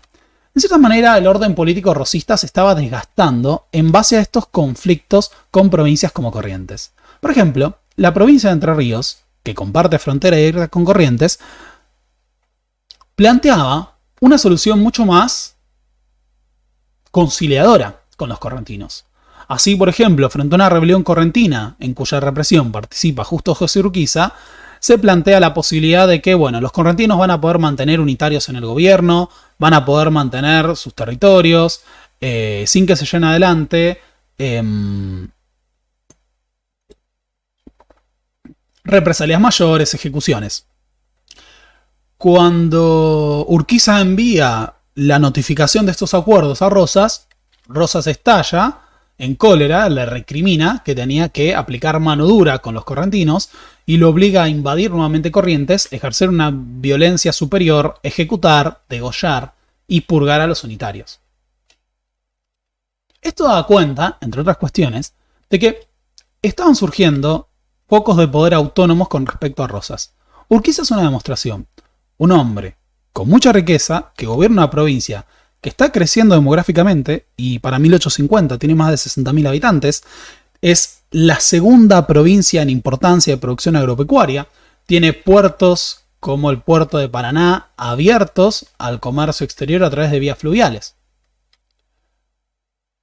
Para Urquiza, la existencia de un estado de excepción en el cual Rosas no es presidente, pero interviene en la política de la Confederación, monopoliza la renta de la aduana y se opone a la sanción de una constitución, es un obstáculo para el progreso de Entre Ríos y el progreso general del litoral. Además corre otra amenaza, que es que si se desata una guerra generalizada en la región por una intervención directa de Brasil y un enfrentamiento entre la Confederación y Brasil, el litoral va a ser el principal teatro de operaciones y va a ser devastado por esa costosa guerra. Podríamos decir que para Urquiza era innecesario que se sigan llevando adelante guerras para sostener a Rosas en el poder. Así que esa figura central, si pensamos, para la organización territorial entre el Río de la Plata, el litoral, Brasil y Uruguay, que es Entre Ríos, va a ser el foco del que surja la rebelión contra Rosas. Tenemos que pensar que Rosas fue gobernador por primera vez de Buenos Aires en 1829. Ya han pasado varios años.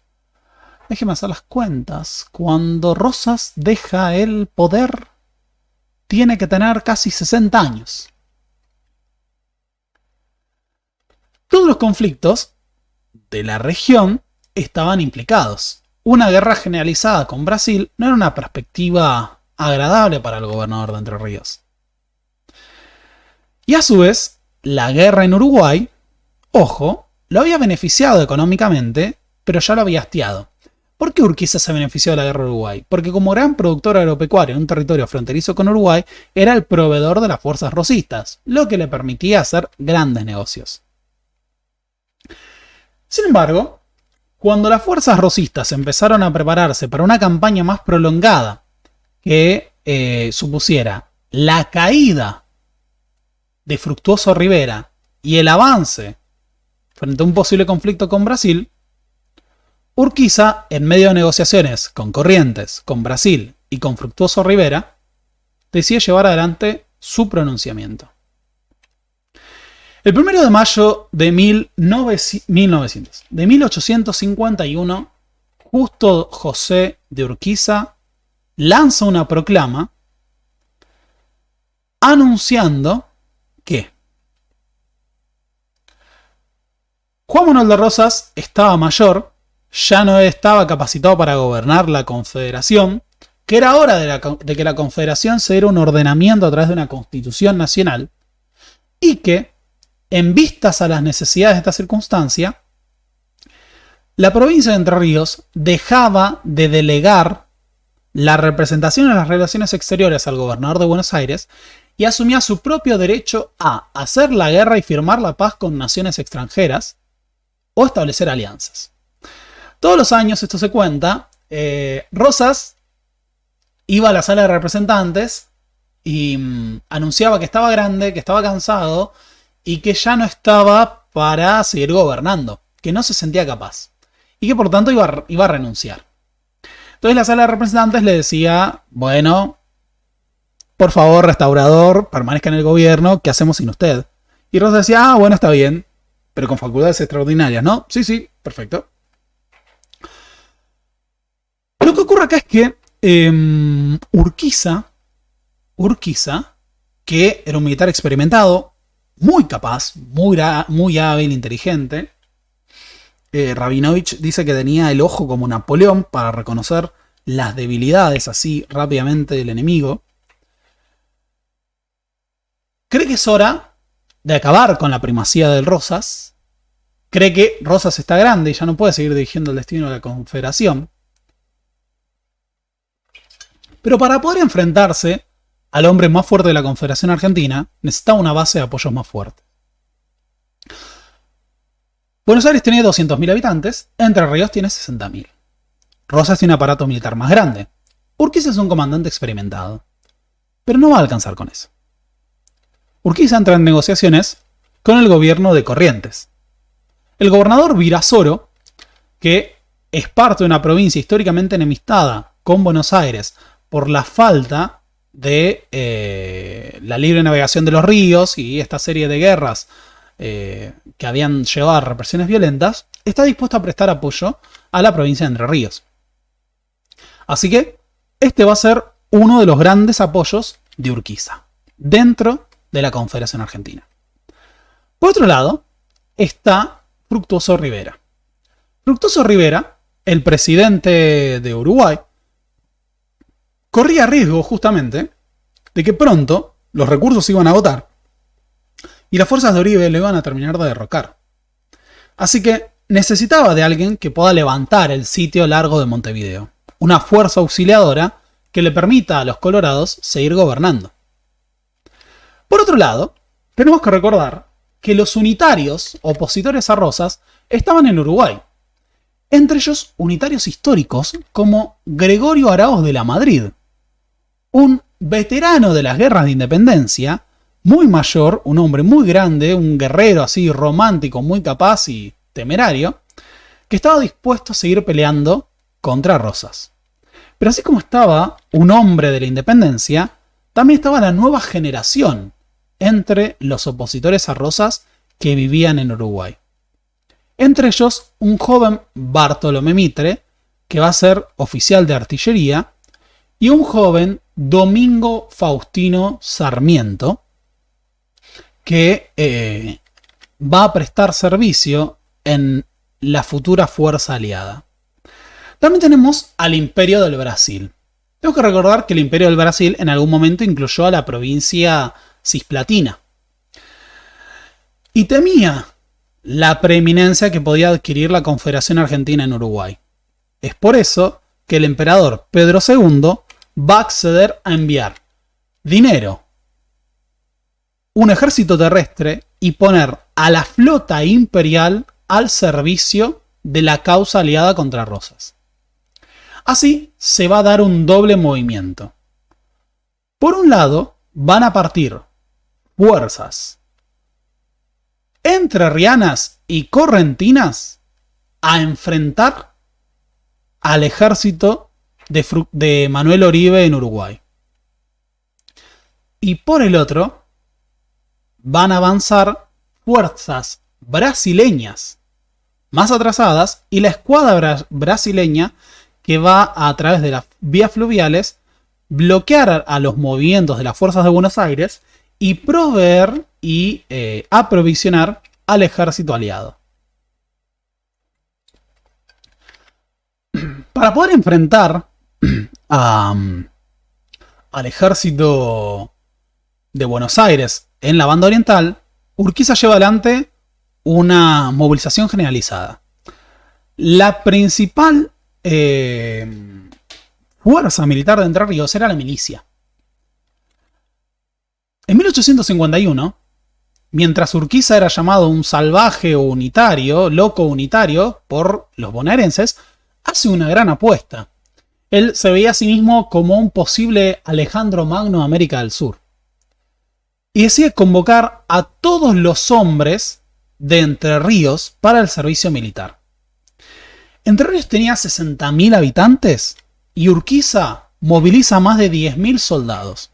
10.670 soldados. La gran mayoría de la población masculina en edad de combatir. Muchos observadores extranjeros planteaban que no había hombres prácticamente en las tierras de labranza de Entre Ríos, ni en las estancias trabajando. A su vez, tenemos el apoyo de Virasoro de Corrientes, que va a enviar al segundo contingente más importante, que es de 5.200 soldados. Tanto las fuerzas entrerrianas como las fuerzas correntinas son mayoritariamente fuerzas de caballería, y particularmente la caballería entrerriana, producto de la expansión agropecuaria, la provisión de buenos caballos y demás, es una caballería formidable. A esto había que sumar las fuerzas del Imperio del Brasil, que no solo va a prestar a su propia flota imperial para provisionar y apoyar al ejército aliado, sino que envía un contingente de 4.000 soldados, que son soldados de línea profesionales de la infantería imperial brasileña, que recibían el apodo de alemanes porque entre sus regimientos hay un gran número de mercenarios alemanes prestando servicio al Imperio del Brasil.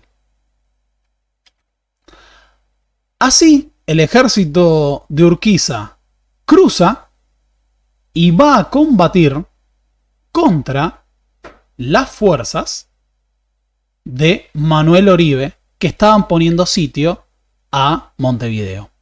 A medida que avanzan por la campaña uruguaya, diversas fuerzas de Oribe van desertando y van incluso uniéndose a las fuerzas del ejército de Urquiza.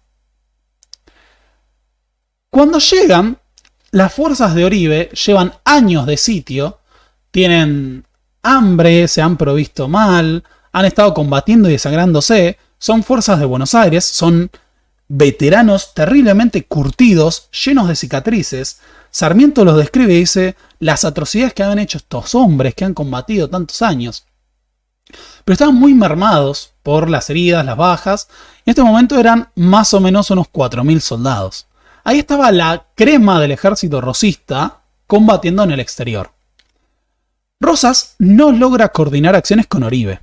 Mientras las fuerzas urquicistas avanzan a lo largo de 1851, el pronunciamiento fue en mayo, a través del invierno avanzan sobre Uruguay, Rosas no es capaz de movilizar a sus fuerzas y no logra coordinar acciones con Oribe, que se va a ver aislado. Las principales fuerzas rosistas estaban en...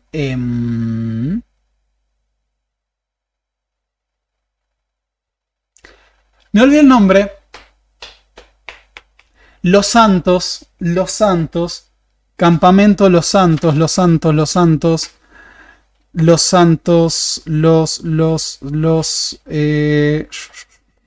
Campamento de los Santos, Santos Lugares era el campamento del ejército rosista, donde estaba la principal fuerza militar, el ejército de línea. Era un territorio que originalmente había sido una misión jesuita expropiada por Bernardino Rivadavia para el territorio, para la provincia de Buenos Aires. Che, pónganle like, hay más gente presente que likes en el video. Pónganle like en este momento, así ayudan al algoritmo y ayudan a que este canal siga creciendo. En serio, hay más de 500 personas en vivo, casi a las 12 de la noche del viernes, y no están acá. ¿Por qué? ¿Por qué no lo están haciendo? Bueno, por favor.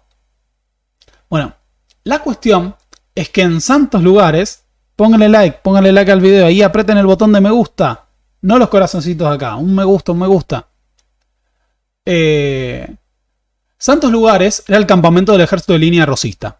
Ahí estaba concentrándose el grueso de lo que quedaba del ejército de línea de Rosas. Pero no logró unificar ambas fuerzas. Podría haber convocado a Uribe para que las fuerzas urquicistas no le corten el paso. Eso no ocurrió. Mientras tanto, estaba tratando de movilizar a sus otros oficiales principales, Ángel Pacheco y también a Lucio Mansilla y Pascual Echagüe. Tanto Mansilla como Pascual Echagüe no van a llegar a organizar una resistencia importante en Santa Fe. Y mientras tanto, con Pacheco va a haber un gran conflicto. Va a ser acusado de traidor. Lo que no está del todo claro. Según Rabinovich, lo que ocurrió es que la inteligencia urquicista envió cartas en donde se prestaba a entender que Pacheco había cerrado un acuerdo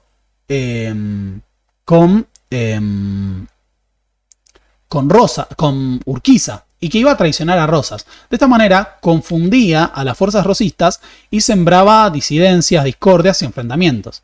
Lo que sí es cierto es que Pacheco no prestó toda la eficacia militar de su carrera para esta campaña y muchos creen que o bien estaba desmoralizado, se había suicidado su hijo, eso no es un detalle menor, se había suicidado su hijo y estaba en una profunda depresión.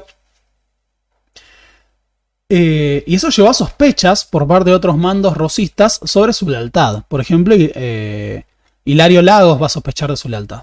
Así, Urquiza moviliza su ejército contra las fuerzas de Manuel Oribe, logra rendirlas, Oribe huye y lleva adelante una práctica que era muy común en esta época, que es obligar a los prisioneros capturados a unirse a las filas de su propio ejército. Así, 4.260 soldados rosistas, veteranos, curtidos, bien pertrechados, bien equipados con artillería, con fusiles bien cuidados y demás, se suman a las filas del ejército grande. Ojo, Urquiza va a sobrevalorar la lealtad de estos hombres a su causa. Y de hecho, se va a arrepentir de esto. Pero lo cierto es que una parte importante de lo que había sido el ejército de Rosas, así, profesional, bien equipado, bien armado, es incorporado a las filas del ejército aliado. A esto hay que sumar, ahora que se ha levantado el sitio de Montevideo, el aporte que hace el gobierno de Uruguay. El gobierno de Uruguay, además, va a sumar un contingente de 1.671 soldados orientales para prestarse a la fuerza del ejército aliado. De esta manera, vamos a tener un ejército aliado de una escala enorme como nunca se hubiera visto en el Río de la Plata. 27.849 soldados van a combatir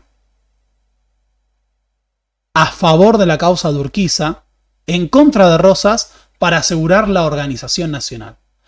Es un ejército plurinacional en el que hay entrerrianos, correntinos, unitarios, brasileños, uruguayos, mercenarios alemanes, mercenarios de legiones extranjeras. Si vemos la composición del ejército grande, tenemos 7.852 soldados de infantería. El grueso de esta infantería son los cuerpos de la infantería uruguaya y brasileña, que son infantes profesionales. 16.600 soldados de caballería, de los cuales la principal es la Fuerza de Caballería Entrerriana, que cuenta con aproximadamente 8.000 o 7.000, si no me equivoco, son la caballería entrerriana. 1.318 artilleros para llevar casi 50 cañones, 49, 2.000 auxiliares dedicados a las tareas de maestranza, cuidado de los caballos, y 50.000 caballos totales para el recambio de jinetes, para llevar los equipos, para llegar la artillería. Estamos hablando de casi 28.000 soldados para derrocar a Juan Manuel de Rosas. Del otro lado, tenemos a la provincia de Buenos Aires. La provincia de Buenos Aires, Rosas, tenemos que recordar, es el brigadier de la Confederación y representa a la Confederación hacia el exterior. Sin embargo, la provincia va a combatir sola. Las provincias del interior, todas, declaran su apoyo a Rosas, declaran que Urquiza es un salvaje unitario, que se opone a la intervención de fuerzas brasileñas, que se oponen a la intervención extranjera, y que apoyan a Rosas, pero no envían contingentes armados. Así que ese apoyo va a ser fundamentalmente un apoyo nominal. ¿Cuál es el problema de Rosas?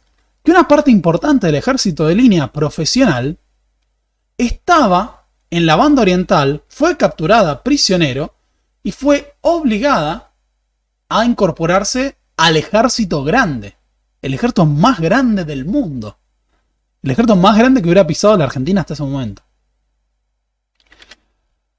Entonces, Rosas contaba con los efectivos profesionales que estaban en santos lugares. Y también había perdido su gran oficialidad. Manuel Oribe había sido retirado del combate. Con él, los equipos, la artillería y demás.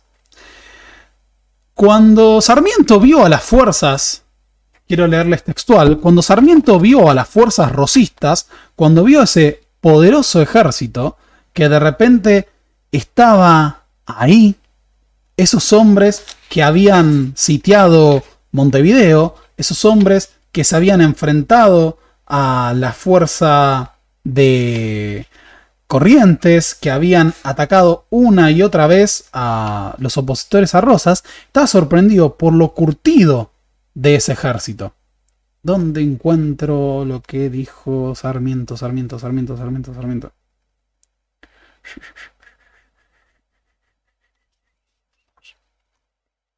No creo que perdí el texto.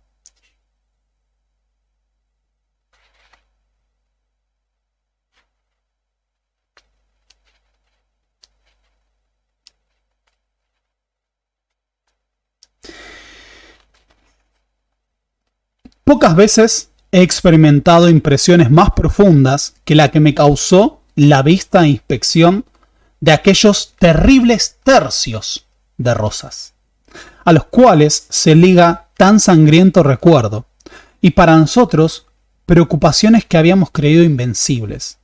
¿De cuántos actos de barbarie inaudita habrían sido ejecutores estos soldados que veía tendidos de medio lado, vestidos de rojo, chiripá, gorro y envueltos en sus largos ponchos de paño? Fisonomías graves como árabes y como antiguos soldados, caras llenas de cicatrices y de arrugas.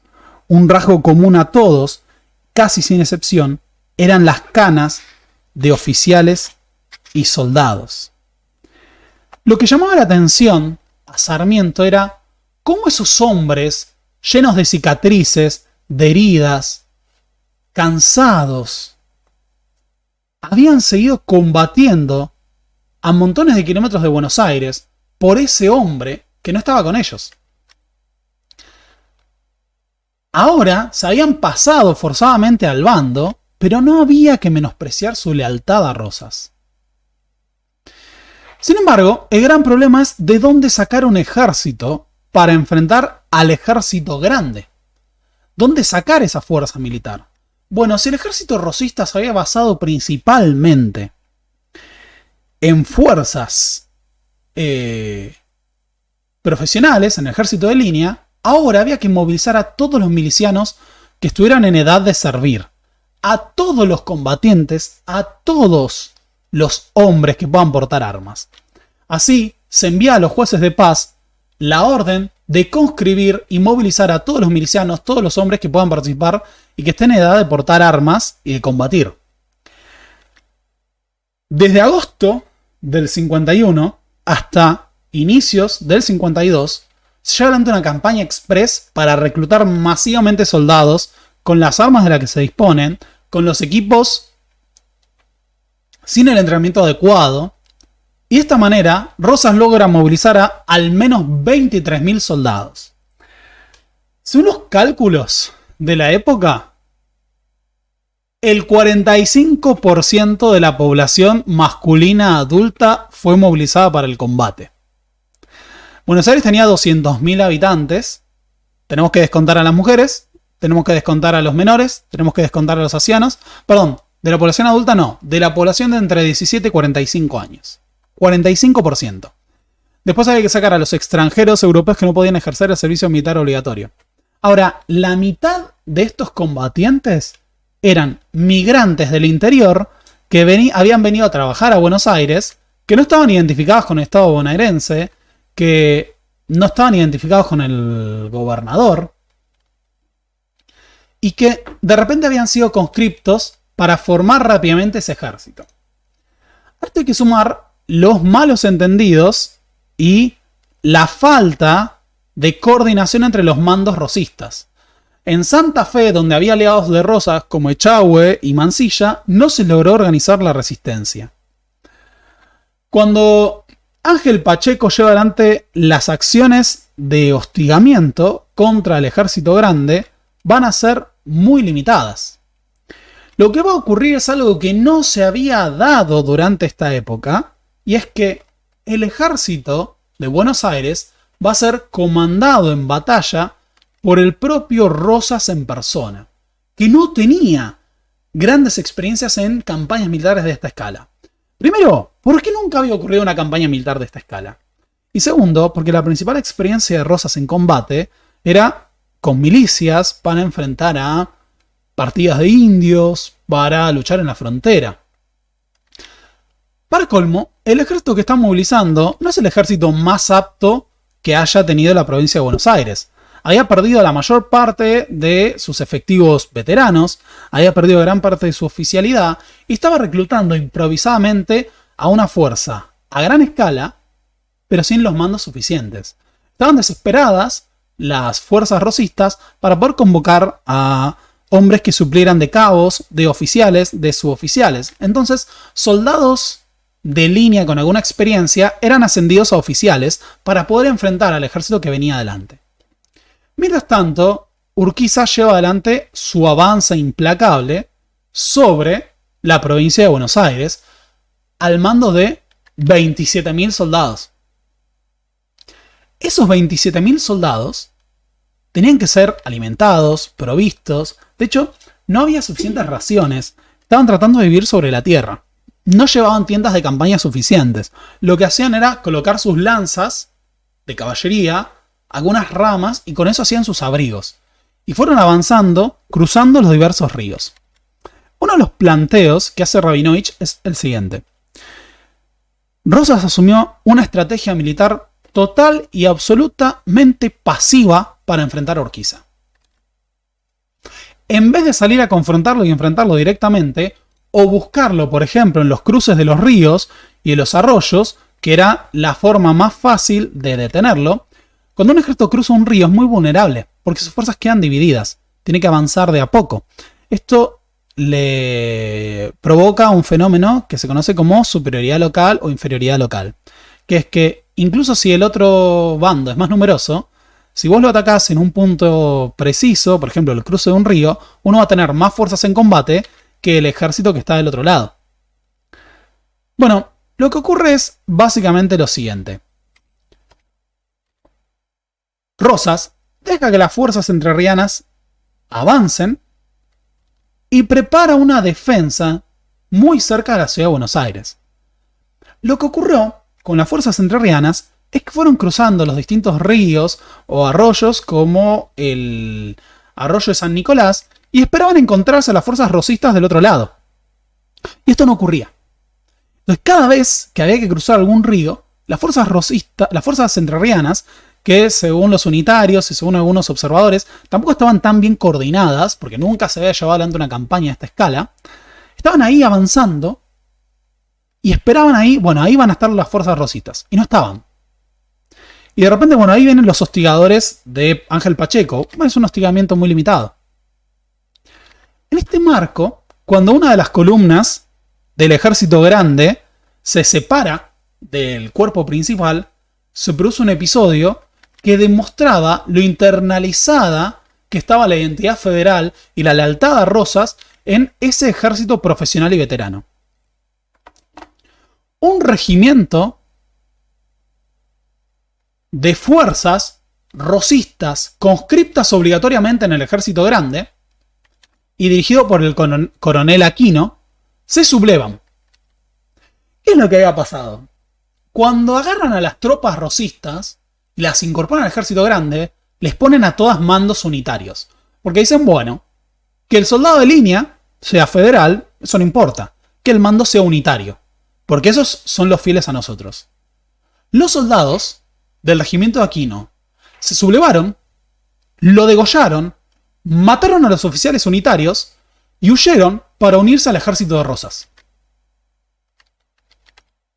Así, esos hombres curtidos a lo largo de montones de batallas y campañas habían mantenido su lealtad, incluso a pesar de que ya no estaban siendo provistos, habían estado de campaña a montones de kilómetros.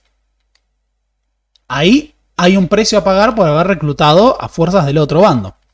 Ángel Pacheco no estuvo a la altura entonces de llevar adelante operaciones de hostigamiento para poder enfrentar a las fuerzas del ejército grande. Ese ejército grande siguió avanzando. Urquiza tomó nota de la rebelión de las fuerzas que comandaba Aquino y en su avance desde Diamante, donde se congregó el ejército grande, cruzó el arroyo San Nicolás, ahí se llevó adelante a las tropas de hostigamiento de Mansilla, avanzó sobre Mercedes, sobre Luján, y finalmente va a llegar a... No, este es el arroyo Reconquista, al puente, perdón, al territorio de lo que hoy es Álvarez. Álvarez, en las afueras de lo que hoy es el municipio de Moreno, enfrenta a un combate con parte de la caballería rosista al ejército grande.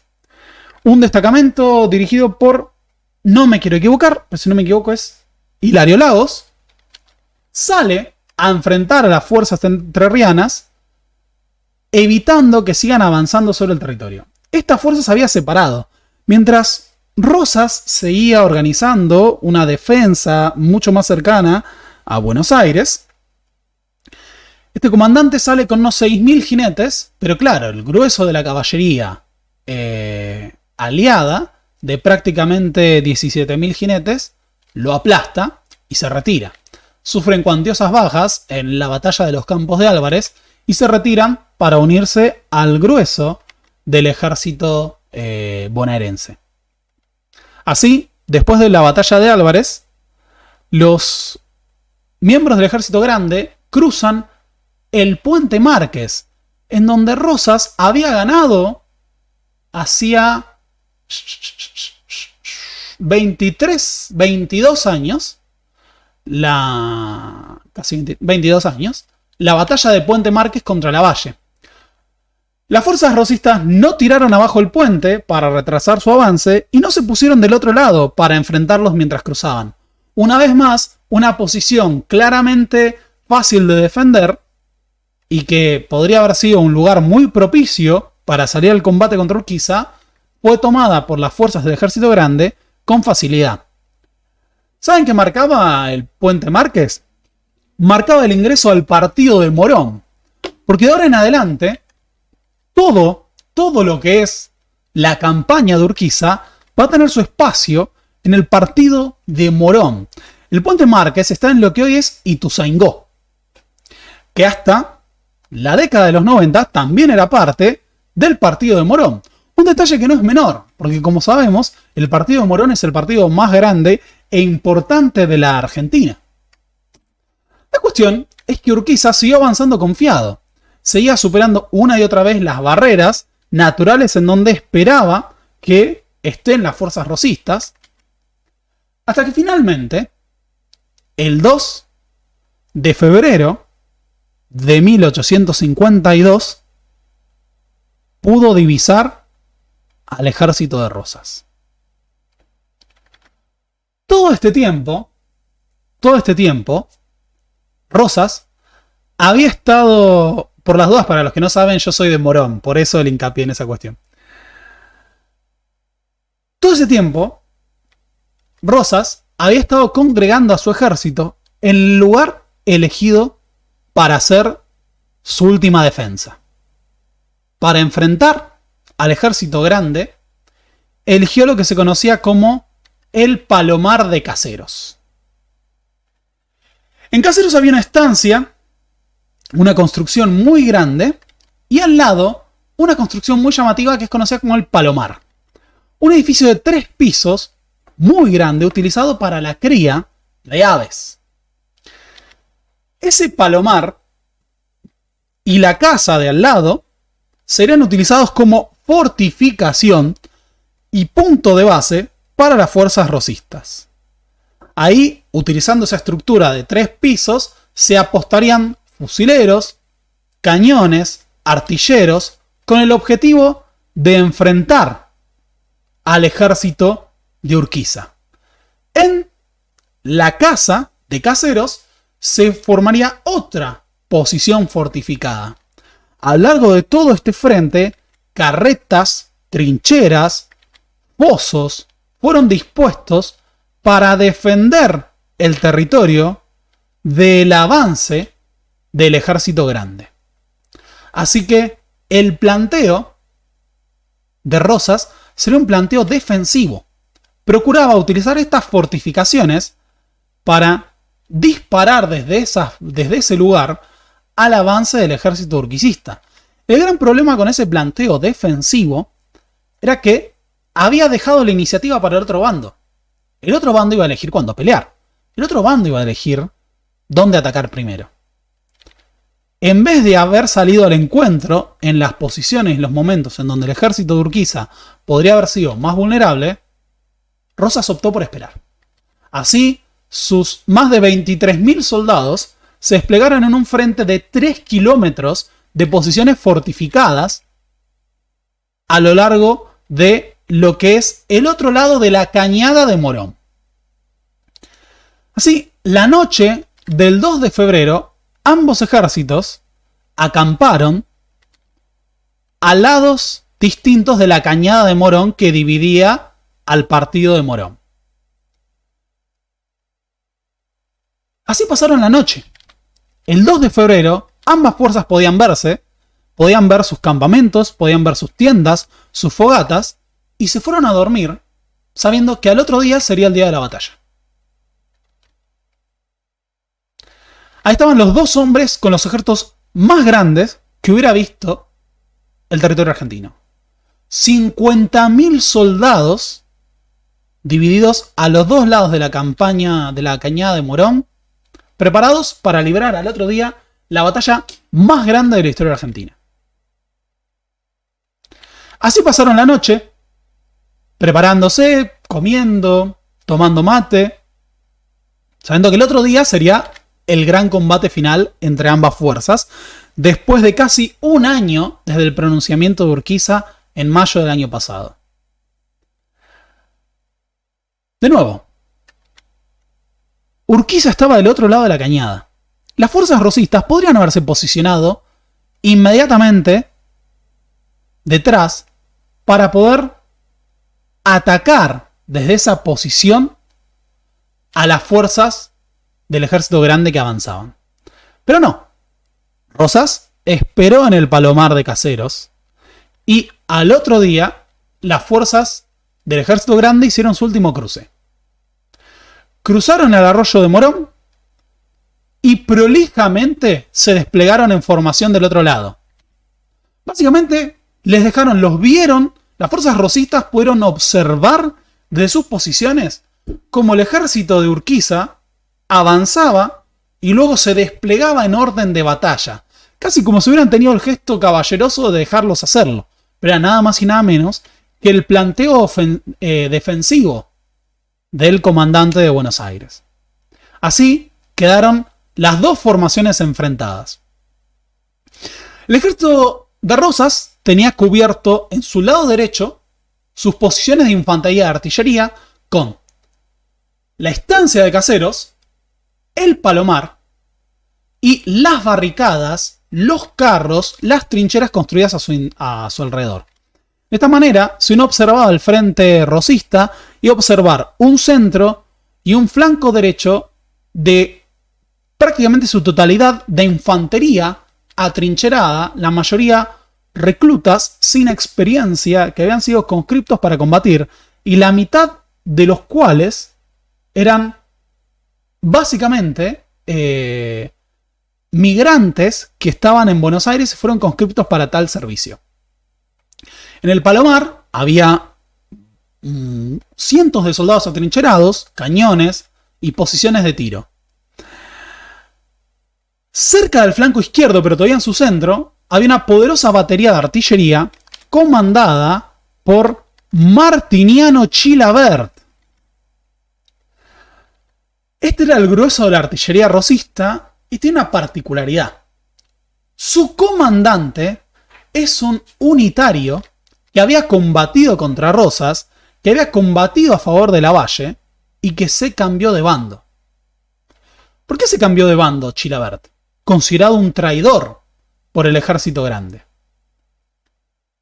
Bueno, porque cuando vio que las fuerzas unitarias y opositoras a Rosas se aliaron con Francia e Inglaterra para enfrentar al gobernador de Buenos Aires, consideró que esa causa no era contra Rosas, sino contra la Argentina. En sus memorias escribió: el cañón de obligado resonó en mi corazón y me hizo ver la verdad. Así, decidió que del otro lado estaba la causa por la identidad nacional frente a los intereses extranjeros. Después había caballería en la reserva. La caballería de Santa Coloma estaba en el flanco derecho rosista, mientras que en el flanco izquierdo estaba la caballería de Hilario Lagos, que era una fuerza de unos 7.000 jinetes, que eran la casi totalidad de la caballería rosista, apostados de forma defensiva. ¿Cuál es el punto? La caballería es un arma de choque. No está considerada históricamente como una fuerza para defenderse. Y la caballería rosista va a pelear a la defensiva, en el flanco izquierdo. El flanco derecho de Urquiza estaba conformado por una poderosa caballería entrerriana y era secundado en el flanco por una división comandada por La Madrid, que tenía el objetivo de avanzar hacia la retaguardia del ejército bonaerense y cortar la retirada de Rosas. De hecho, Gregorio La Madrid pidió ser la primera fuerza que avance porque tenía la misión de capturar al propio restaurador de las leyes. Urquiza reconoció en la caballería del flanco izquierdo bonaerense a las mismas fuerzas que había derrotado en la batalla de Álvarez, y consideró que este era el punto débil de la formación, que se desmoralizarían fácilmente, así que apostó 10.000 hombres de caballería en su flanco derecho con el objetivo de romper el flanco rosista y hacer una maniobra envolvente. ¿Cuál sería la idea? Bueno, que cuando la caballería de Entre Ríos rompiera este lado de la formación, avanzaría progresivamente y demolería el resto de la formación rosista. Así, a lo largo de esos 3 kilómetros, mientras vos tenías a las formaciones rosistas apostadas en líneas, en trincheras, esperando, del otro lado teníamos otra caballería al mando de López que iba a avanzar sobre el flanco izquierdo rosista para rodearlo, y teníamos a la infantería aliada. Esa infantería estaba conformada en 3 grandes grupos. Un grupo oriental, dirigido por César Díaz. Un grupo portugués dirigido por Marqués de Portugués, brasileño, que era la infantería más experimentada apostada en el centro, la infantería profesional, incluidos los mercenarios alemanes, dirigidos por el Marqués de Sousa, que tiene el objetivo de batirse contra el centro de la formación enemiga. Y una fuerza argentina que estaba integrada por batallones bonaerenses que habían sido reclutados en el ejército grande, correntinos y entrerrianos. Así, el fuerte de la infantería del ejército grande eran extranjeros propiamente. Estos tenían que avanzar sobre las posiciones fortificadas del ejército de Buenos Aires y tomar, entre otras cosas, el Palomar.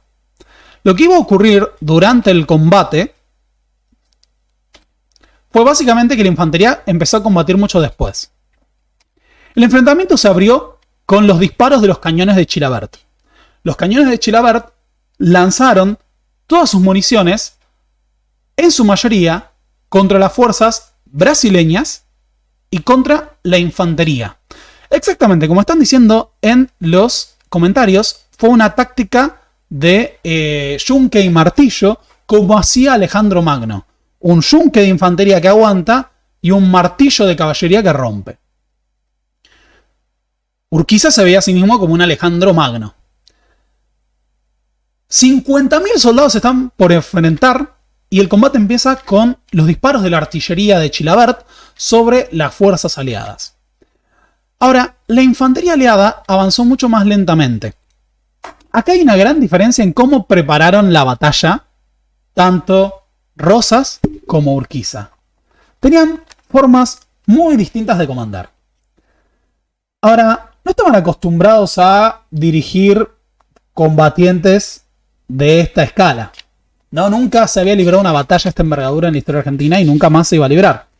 Ahora, lo que había ocurrido es que Urquiza había ido, a lo largo de todas las batallas, un comandante, como eran ejércitos más pequeños, podía ir con su caballo, ir pasando órdenes a todos. Urquiza antes de la batalla pasó las órdenes uno por uno a los distintos cuerpos. Entonces, las órdenes eran las siguientes.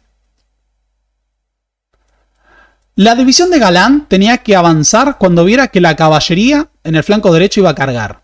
La división de Sousa tenía que avanzar cuando viera a la división de Galán avanzar. Y la división de Díaz tenía que avanzar cuando viera a la división brasileña avanzar. Esa era la orden. Entonces iba a ser como un ataque escalonado.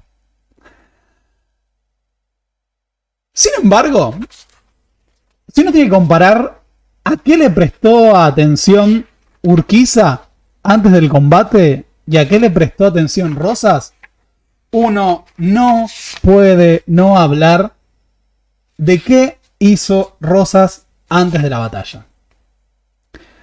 Voy a leer a Rabinovich para esto porque me parece central. Si Rosas anticipaba de manera correcta el peligro que corría a su ala izquierda, lo razonable habría sido galopar hasta allí para hablar con Lagos y preparar con urgencia la defensa. En vez de eso, se habría puesto a conversar con un mensajero muy bien montado que llegó en ese momento. ¿De dónde sale, amigo? ¡Qué buen caballo trae! Al notar que las boleadoras del paisano eran más cortas de lo que mandaba el reglamento, se las pidió y le dijo a Pedro Díaz: yo antes sabía manejar un poco esta arma. Como ahora estoy demasiado grueso, tal vez no lo podré hacer. Sin embargo, voy a probar. Mandó entonces al paisano: vaya, amigo, galope para allá un poco, galope, galope. Y cuando el paisano se alejó, le lanzó con maestría las boleadoras, enredando las patas del caballo, haciéndolo caer y rodar. Todavía me acuerdo. O sea, yo me quiero quedar un ratito en esto. Antes del combate, en vez de hacer el planeamiento estratégico, antes de ver qué hacer, Rosa dijo: a ver si todavía sé usar boleadora. Anda para allá, pibe. Le tiró las boleadoras y lo volteó. Porque sí, porque pintó por diversión. Ese era Juan Manuel de Rosas. Así, El combate inició con el bombardeo de la artillería de Chilabert y la carga de la caballería entrerriana. La caballería entrerriana avanzó en diversos escuadrones contra la caballería de Hilario Lagos en el flanco izquierdo rosista. Y se dieron sucesivos choques de caballería que terminaron por romper a la caballería bonaerense, que se terminó replegando. Entonces, si uno observa el plan de la batalla, vamos a ver que Urquiza logra barrer el flanco izquierdo rosista y empieza a plantear el envolvimiento para rodear a todos. Mientras tanto, la Madrid había avanzado aún más con el objetivo de cortar la retirada rosista y terminó llegando hasta Santos Lugares. Mientras que Rosas combatió en el centro de su ejército, Urquiza avanzó con la propia caballería. Su idea era participar de ese combate que consideraba iba a ser el combate central. Recordemos que estos ejércitos de esta época eran mayoritariamente de caballería y se consideraba que esa era la acción decisiva. Así, la fuerza de la caballería barrió el flanco izquierdo rosista mientras empezaban a resonar los cañonazos en el centro y se iniciaba el avance de la infantería aliada que debía tomar las posiciones atrincheradas del ejército de Buenos Aires. Esa infantería aliada se lanzó a atacar el Palomar. En vez de avanzar en líneas, que era la posición defensiva histórica, avanzaron en columnas. ¿Por qué avanzaban en columnas? Porque así mostraban un frente menor a los disparos del enemigo. Y tenían profundidad. La profundidad daba fuerza de choque.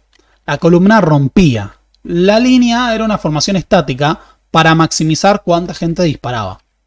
Así, las columnas aliadas se lanzaron a tomar el centro rosista mientras eran bombardeados por la artillería de Chilabert. Sin embargo, las fuerzas rosistas no resistieron el embate de las fuerzas aliadas. Gran parte de la infantería rosista se dispersó antes de chocar. Importante esto. Un tema que se analiza es, ¿había pánico entre las fuerzas rosistas? Más que pánico, todo indica que había reticencia a combatir. La mayoría eran conscriptos que recientemente habían sido reclutados, la mitad eran recién llegados migrantes que se dispersaron, abandonaron progresivamente el frente de batalla y fueron rompiendo y dejando huecos en los 3 kilómetros de la formación rosista. En estos 4 kilómetros de campo de batalla, 50.000 soldados, y gran parte de esos miles de soldados del ejército de Buenos Aires dan una descarga y se repliega. El combate va a durar 3 horas. La caballería es rota en el flanco izquierdo rosista, el centro aguanta, sobre todo la artillería de Chilabert, mientras la infantería va tomando posiciones y la caballería del flanco izquierdo de Urquiza avanza y rodea las fortificaciones de la Casa de Caseros. Así, la caballería de López avanza y busca tomar la retaguardia rosista que estaba ahí esperando el avance de del ejército aliado. Si nosotros observamos, lo que ocurre es que el centro principal del ejército de Buenos Aires quedó inactivo, solo disparando con su artillería, porque los choques principales se dieron en los flancos o en la parte más a la derecha del centro. Cuando se empezaron a romper las formaciones rosistas, en medio de los disparos, en medio de la artillería, Chilabert le recomendó a Rosas que abandonara el campo de batalla y se retirara. Rosas siguió combatiendo, va a ser herido en la mano derecha por un disparo, y de hecho en medio del combate, un cañonazo va a impactar a 1 metro del caballo de Rosas. O sea, un cañonazo de artillería estuvo a nada de romper el caballo y destrozar a Rosas. Piensen en el humo, piensen en los disparos, los gritos. Había confusión, muchas formaciones no se podían ver porque las armas de pólvora negra dejan mucho humo y eso a la distancia, ¿no? Estamos hablando de kilómetros de frente, hacía difícil ver a las formaciones que avanzaban y se confundían los movimientos. En ese marco, las fuerzas bonaerenses pueden ver cómo estaban siendo envueltas por atrás por la caballería entrerriana que había avanzado, superando a su propio flanco izquierdo, y por la caballería de López. Entonces, mientras el campamento de Santos Lugares era tomado también por las fuerzas de Gregorio y Araoz de la Madrid, lo que plantean los oficiales rosistas es: no podemos retirarnos hacia atrás. No podemos salvar a Rosas yendo hacia atrás. Entonces, como en Los Simpson, ¿cómo vamos a salir de la pelea? Pues peleando. Así, un contingente de 600 hombres del ejército de Buenos Aires avanza hacia adelante con el objetivo de huir peleando del campo de Caseros. O sea, en vez de ir para atrás, a donde las fuerzas de la caballería aliada estaban cortando su retirada, iban a romper hacia adelante, atravesar a las fuerzas y luego huir. Rosas se lanza a esto y de los 600 soldados con los que avanza, van a lograr pasar 80. Mientras, la infantería brasileña y la infantería argentina empieza a ingresar en las posiciones fortificadas.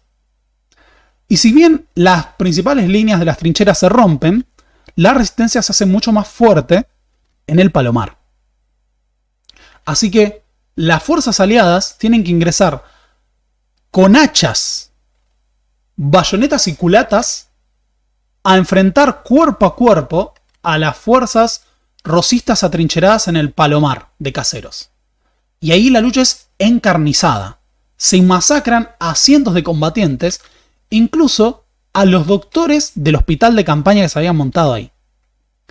Mientras esto ocurría en el flanco derecho rosista, en el centro, la artillería de Chilavert disparó una y otra vez contra la infantería brasileña y después movió sus cañones para disparar contra las fuerzas aliadas que estaban rodeando la posición del ejército bonaerense. Chilavert disparó una y otra vez hasta que sus cañones se quedaron sin munición. ¿Qué hizo Chilavert cuando se quedó sin munición? Bueno, según Adolfo Saldías, el unitario que se había vuelto rosista esperó fumando un cigarrillo junto al cañón humeante que había estado comandando. Y ahí esperó a las fuerzas aliadas. Cuando Urquiza le preguntó por qué había traicionado al ejército grande, Chilavert dijo que él no era el traidor, que el traidor era el que había traído fuerzas brasileñas a combatir en territorio argentino. Chilavert fue condenado a morir fusilado por la espalda. Era una ejecución que estaba prevista para los traidores. Pero cuando lo iban a fusilar por la espalda, se resistió y dijo, señaló el pecho y dijo: disparen acá, que así es como mueren los hombres de verdad. Y lo terminaron matando a bayonetazos y culatazos. Urquiza había ganado el campo de Caseros. Las fuerzas rosistas estaban en retirada, se estaban dispersando. Miles de soldados de Buenos Aires fueron capturados prisioneros por el ejército grande. Alrededor de 7.000, una proporción enorme. Pensemos que es casi un tercio del ejército total. Juan Manuel de Rosas huyó a Buenos Aires, fue hasta la sala de representantes y con la mano herida, la mano derecha herida, agarró una pluma con la mano izquierda y firmó su renuncia ante la sala de representantes al cargo de gobernador de Buenos Aires. Y dijo: discúlpenme por mi mala letra, es que yo soy diestro. Así, Tras una negociación con los representantes británicos, paradójicamente se subiría a un buque británico y partiría a Inglaterra, donde viviría como un granjero, como un farmer, en Southampton, recibiendo visitas de distintos personajes, incluidos Juan Bautista Alberdi, tal vez, según algunos, conociendo a Marx, y escribiéndose con el ministro Palmerston del Reino Unido, muriendo muy grande a los 84 años, si no me equivoco, en Southampton, como un granjero. Una de las grandes diferencias con otras grandes batallas de la historia argentina es que la derrota de Rosas en Caseros supuso el fin definitivo del rosismo. Nunca más el rosismo reaparecería como fuerza política en Argentina, a pesar de que hubo algunos federales que permanecieron leales años después a Rosas, incluso hablaron de una suerte de retorno del restaurador. El duelo entre Urquiza y Rosas se había saldado con el triunfo del entrerriano. El entrerriano, que había comandado el ejército más grande, había ganado la batalla por la organización nacional. Sin embargo, no era el único que estaba en las filas del ejército grande. En ese ejército había también liberales y unitarios. Entre ellos, Domingo Faustino Sarmiento y Bartolomé Mitre. Domingo Faustino Sarmiento, en su presidencia posterior, haría demoler la estancia de Rosas en Palermo para construir el Parque 3 de Febrero en honor a la victoria de Caseros. Estos hombres, que habían participado en el campo de batalla de la lucha contra el tirano Rosas, se propondrían construir un Estado nacional sobre la base de la derrota del tirano. Construir justamente a partir de las ideas del liberalismo, del progreso. El hecho de que compartieran el campo de batalla con Urquiza no significaba que compartieran sus ideas. A lo largo del año de 1852, conspirarían contra él. Urquiza tendría un gran ensañamiento con los prisioneros rosistas. Entre ellos, con la fuerza que se había sublevado contra Aquino. Los hombres de Aquino, recapturados por Urquiza, fueron degollados y fusilados. Chilavert fue fusilado. Hubo montones de fusilamientos. Una de las partes más sonoras de la retirada rosista es que las fuerzas dispersas llevaron adelante un saqueo a gran escala de la ciudad de Buenos Aires. La madrugada del 4 de febrero empezaron a llegar partidas de soldados que habían abandonado el campo de batalla, y muchos se presentaban como soldados entrerrianos y empezaron a saquear las tiendas de la provincia de Buenos Aires. Empezaron a atacar todo lo que encontraban y a robar. Muchos eran soldados plebeyos, la enorme mayoría. ¿Qué había ocurrido? Esto es lo que se pregunta Gabriel Di Meglio. Gabriel Di Meglio participó junto a Cyrulnikov de la redacción de un libro que se llama La larga historia de los saqueos en Argentina. Hay un capítulo dedicado a los saqueos post-caseros. Los saqueos posteriores a Caseros fueron los mayores saqueos de la historia argentina hasta 1989. De repente, miles de soldados y detrás de ellos miles de civiles salieron a saquear Buenos Aires. Y fue una situación de descontrol absoluto.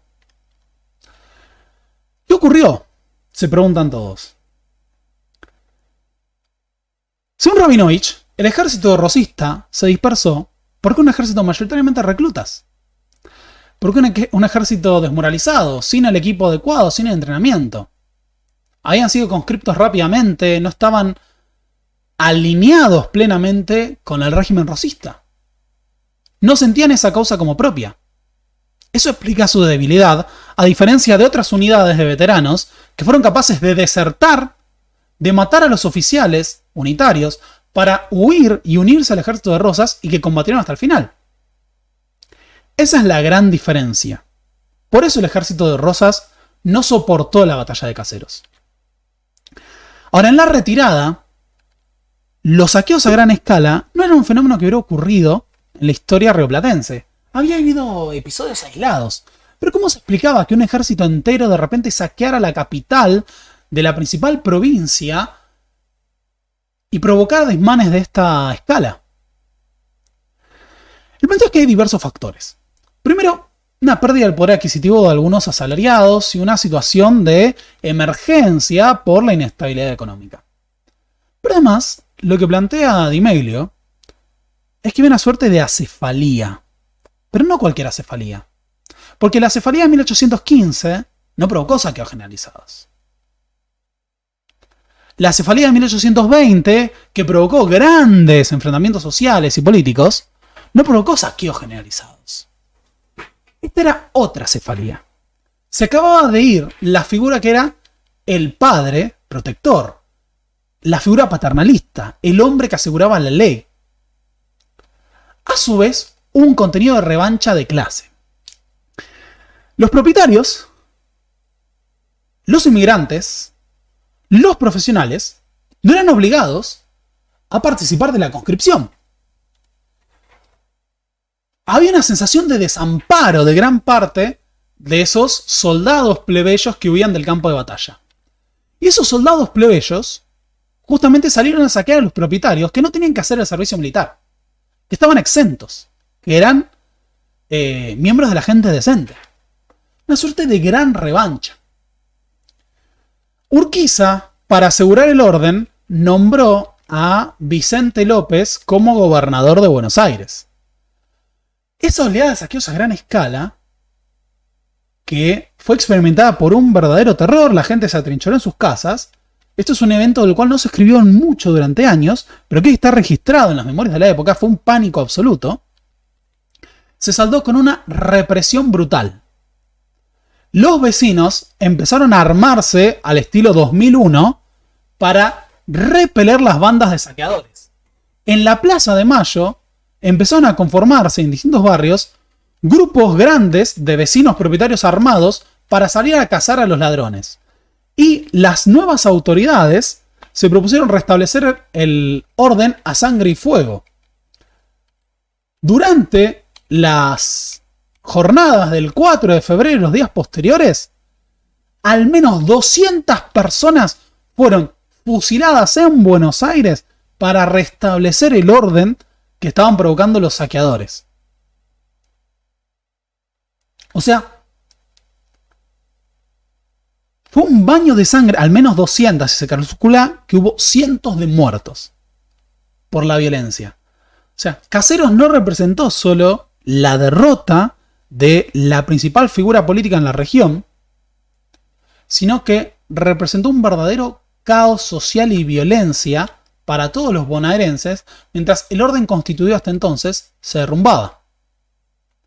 A posteriori, solo a 2 años del pronunciamiento de Urquiza, el 1 de mayo de 1853, sería sancionada la primera constitución, la constitución nacional que por fin sería impuesta en el conjunto del territorio nacional y que al día de hoy es la base de nuestra constitución. La de 1853. La organización nacional fue el gran resultado de Caseros, pero no fue su resultado inmediato. La Constitución de 1853 fue para la Confederación Argentina, pero no para el Estado de Buenos Aires. En Buenos Aires, la llegada al poder de Urquiza fue vista con recelos, no solo por los rosistas, que veían en él al enemigo del restaurador, sino por los propios liberales y unitarios, que consideraban que no representaba los intereses de la provincia. Así se da una coincidencia histórica muy llamativa. Liberales, unitarios y rosistas estrecharían filas para enfrentarse a Urquiza y llevarían adelante el levantamiento del 11 de septiembre de 1852, que llevaría a la secesión de Buenos Aires, es decir, a la conformación de un estado de Buenos Aires independiente. Caseros no resolvió inmediatamente la cuestión entre el Estado Nacional, la provincia de Buenos Aires y el interior. Harían falta 28 años más de guerras civiles constantes para que la organización nacional terminara de realizarse. Caseros fue la mayor batalla de la historia argentina. 50.000 soldados combatieron en el campo de batalla. Para que lo pongamos en perspectiva, el ejército de Buenos Aires, el ejército de San Martín, era de 5.000 soldados, el ejército de los Andes. Cuando se inicia la guerra del Paraguay, el ejército nacional argentino tenía 6.000 soldados y en el momento de máxima movilización se iba a llegar a casi 30.000. Estamos hablando de que en Caseros combatieron 50.000 soldados. La concentración no tenía paralelos en la historia nacional ni en la historia de Sudamérica hasta ese momento. Urquiza llegó a Buenos Aires con la frase "ni vencedores ni vencidos". Se trataba de conciliar de ahora en adelante. Sin embargo, no sería él quien capitanearía la organización nacional. Tendría que conformarse la estructura de un verdadero Estado nacional. Y como muchos historiadores señalan, la base central para asegurar la construcción del Estado nacional sería la conformación del primer ejército nacional argentino.